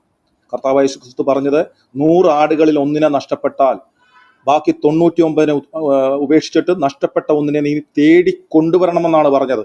അല്ലാതെ അടുത്ത ഇടയന്മാരുടെ ആലയിൽ പോയി 10 അടിച്ചുകൊണ്ട് വരാൻ കർത്താവായ യേശു ക്രിസ്തു പറഞ്ഞിട്ടില്ല. അതുകൊണ്ട് നമ്മുടെ സമുദായത്തെ സംരക്ഷിച്ച് നിർത്താൻ വേണ്ടുന്നതിലും ഈ മിഷൻ പ്രവർത്തനം കുറച്ച് ഇങ്ങോട്ട് മാറ്റണം എന്നുള്ളത് പറഞ്ഞുകൊണ്ട് ഞാൻ അവസാനിപ്പിക്കുന്നു. നന്ദി, നമസ്കാരം. എല്ലാവരും ദൈവം അനുഗ്രഹിക്കട്ടെ. Thank you brother. ഒരു കാര്യം കൂടെ ആഡ് ചെയ്തോട്ടെ ആ പറഞ്ഞോട്ട്. ശരിക്കും പറഞ്ഞു കഴിഞ്ഞാൽ സുവിശേഷ പ്രവർത്തനം അത് എല്ലാ ക്രിസ്ത്യാനികളുടെയും ബാധ്യതയാണ്. നമ്മൾക്കറിയാവുന്ന ആളുകളോട് സുവിശേഷം പറയേണ്ടത് നമ്മുടെ ബാധ്യതയാണ്. അതിനകത്ത് യാതൊരു തെറ്റുമില്ല. അത് അവരുടെ വ്യക്തി സ്വാതന്ത്ര്യത്തിന് എതിരാവാനും പാടില്ല. അതായത് നിർബന്ധമായിട്ടോ പ്രലോഭനത്തിലൂടെയോ അവരുടെ സുവിശേഷം പറയാൻ നമുക്ക് അവകാശമില്ല. കേൾക്കാൻ താല്പര്യമുള്ളവർക്ക് സുവിശേഷം പറഞ്ഞു കൊടുക്കണം എന്നാണ് കർത്താവ് പറഞ്ഞത്. പക്ഷെ കേൾക്കാൻ താല്പര്യമില്ലാത്തവരുടെ ഒരു പൊടി മണ്ണ് പോലും നമ്മൾ എടുക്കാതെ ആ മണ്ണ് വരെ, കാലിലെ പൊടി വരെ തട്ടി അവിടെ ഇട്ടിട്ട് പോരണം എന്നാണ്. അതായത് അവരുടെ ഒന്നും സ്വീകരിക്കാതെ, അവരുടെ ഒന്നും എടുക്കൊണ്ട് പോരാതെ അവിടെ ഇട്ടിട്ട് പോരണമെന്നാണ് കർത്താവ് നമ്മളെ പഠിപ്പിച്ചിരിക്കുന്നത്. 2, ഈ കരുണയുടെ കാര്യം പറയുമ്പോഴും എപ്പോഴും ഒരു കാര്യം, ചാരിറ്റി ബിഗിൻസ് അറ്റ് ഹോം. അത് ആ നേച്ചർ പഠിക്കുന്നത് മാത്രമല്ല, നമ്മൾ സ്വന്തം വീട്ടിൽ ചെയ്യുന്ന കാര്യമേ നമുക്ക് പുറത്ത് ചെയ്യാൻ അവകാശമുള്ളൂ. അല്ലാതെ സ്വന്തം വീട്ടിൽ പട്ടിണിക്കിട്ട് വെച്ച് നാട്ടുകാരെ മുഴുവൻ ഊട്ടി കിടക്കുന്നത് അത് മഹാ ഉടായ്പാണ്. അത് കർത്താവ് ഒരു സ്ഥലത്ത്, എനിക്ക് ബൈബിൾ ഒരു സ്ഥലത്ത് അങ്ങനെ ഒരു വാക്യമുണ്ട്, എൻ്റെ ഓർമ്മ ശരിയാണെങ്കിൽ സദൃശവാക്യത്തിലാണെന്ന് തോന്നുന്നു. എന്താ പറയുക, സ്വന്തം കുടുംബത്തിന് ഊട്ടാതെ നാട്ടുകാരെ ഊട്ടാൻ നടക്കുന്നത് അത് തെറ്റായ നടപടിക്രമമാണ്. നാട്ടുകാരെ ഊട്ടണമില്ലെന്നല്ല, പക്ഷെ സ്വന്തം കുടുംബത്തെ ഊട്ടിയതിന് ശേഷം ആയിരിക്കണം. 2ാമത്തെ കാര്യം, ആദ്യം യെരുശലേമിലും പിന്നെ ശമരിയയിലും പിന്നെ ലോകം മുഴുവൻ. ആദ്യം യെരുശലേമിൽ, പിന്നെ യഹൂദിയിൽ, പിന്നെ ശമരിയിൽ, പിന്നെ ലോകം മുഴുവൻ. അതായത് ആദ്യം സ്വന്തം നാട്ടിലാണ് നമ്മൾ സുവിശേഷം പറയേണ്ടത്. പിന്നെ നമ്മൾ വളരുന്നതനുസരിച്ചിട്ട് അനേക നാടുകളിലേക്ക് നമുക്ക് സുവിശേഷം അറിയിച്ചുകൊണ്ട് പോകാനുള്ള അവകാശമുണ്ട്. പക്ഷെ കൂടെയുള്ളവൻ്റെ എന്താ പറയുക കുറവ് കാണാതെ, അല്ലെ കൂടെയുള്ളവൻ്റെ പ്രശ്നങ്ങൾക്ക് പരിഹാരം ഉണ്ടാക്കാൻ കഴിവുണ്ടായിട്ടും ചെയ്യാതെ ആ ഫണ്ടെല്ലാം കൂടെ അപ്പുറത്തും കൊണ്ടേ കൊടുത്ത് എന്താ പറയുക അവിടെ ഒരു നടത്തുന്നതിനോട് എനിക്കും യോജിപ്പില്ല. ബ്രദർ പറഞ്ഞ പോലെ നമ്മുടെ കൂടെയുള്ള സഹോദരങ്ങളുടെ കണ്ണീരൂടെ കാണാൻ ശ്രമിക്കുക. അതൊരു വ്യക്തമായ പ്ലാനോടുകൂടെ മിഷൻ പ്രവർത്തനത്തിന് വേണ്ടത് മിഷൻ പ്രവർത്തനത്തിനും നമ്മുടെ സഹോദരങ്ങളെ സഹായിക്കേണ്ടത് നമ്മുടെ സഹോദരങ്ങളെ സഹായിക്കേണ്ടതിനും വേണ്ടി കൃത്യമായ ഒരു നടപടി സഭാധികാരികൾ സ്വീകരിക്കുക എന്നും കൂടെ ആവശ്യപ്പെടുകയാണ്. അതിനോട് ഞാൻ പൂർണ്ണമായിട്ട് ഞാൻ യോജിക്കുന്നു. എന്ന് വെച്ച് സുവിശേഷം പറയേണ്ടെന്നല്ല, സുവിശേഷം പറയണം. കേൾക്കാൻ താല്പര്യമുള്ളവരോട് സുവിശേഷം അറിയിക്കാൻ വേണം. ആരെയും നിർബന്ധിതമായിട്ട് സുവിശേഷം കേൾപ്പിക്കാനും പാടില്ല. കർത്താവ് അങ്ങനെ പറഞ്ഞിട്ടില്ല. നിർബന്ധമായിട്ട് സുവിശേഷം പറയാൻ കർത്താവ് ഒരു സ്ഥലത്തും പറഞ്ഞിട്ടില്ല. പ്രത്യേകം പറഞ്ഞിട്ടുണ്ട് അങ്ങനെ ചെയ്യരുത്. താല്പര്യമില്ല എന്ന് പറയുന്നവരോട് അവിടെ പൊടി വരെ തട്ടിയിട്ട് പോരാനാണ് കർത്താവ് പറഞ്ഞത്. അതുകൊണ്ട് ക്രിസ്തു പറഞ്ഞ അനുസരിച്ചിട്ട് സുവിശേഷം അറിയിക്കുക. അല്ലാതെ ആരെങ്കിലും പറഞ്ഞു കേട്ടിട്ട് സുവിശേഷം അറിയിക്കാൻ ചെല്ലരുത് എന്നോട് ആവശ്യപ്പെടുന്നു. കേന്ദ്രത്തിൽ അപ്പോൾ നമുക്ക് വൈൻഡപ്പ് ചെയ്യാമല്ലോ? തീർച്ചയായിട്ടും ബ്രദറെ. അപ്പോൾ ചർച്ചയിൽ പങ്കെടുത്തവർക്കും ചർച്ച കേട്ടിരുന്നവർക്കും സെബാസ്റ്റ്യൻ ബ്രദറും എല്ലാവർക്കും നന്ദി. ദൈവം നിങ്ങളെല്ലാവരും അനുഗ്രഹിക്കട്ടെ. Good night. Okay, thank you brothers. Good night. ദൈവം അനുഗ്രഹിക്കട്ടെ.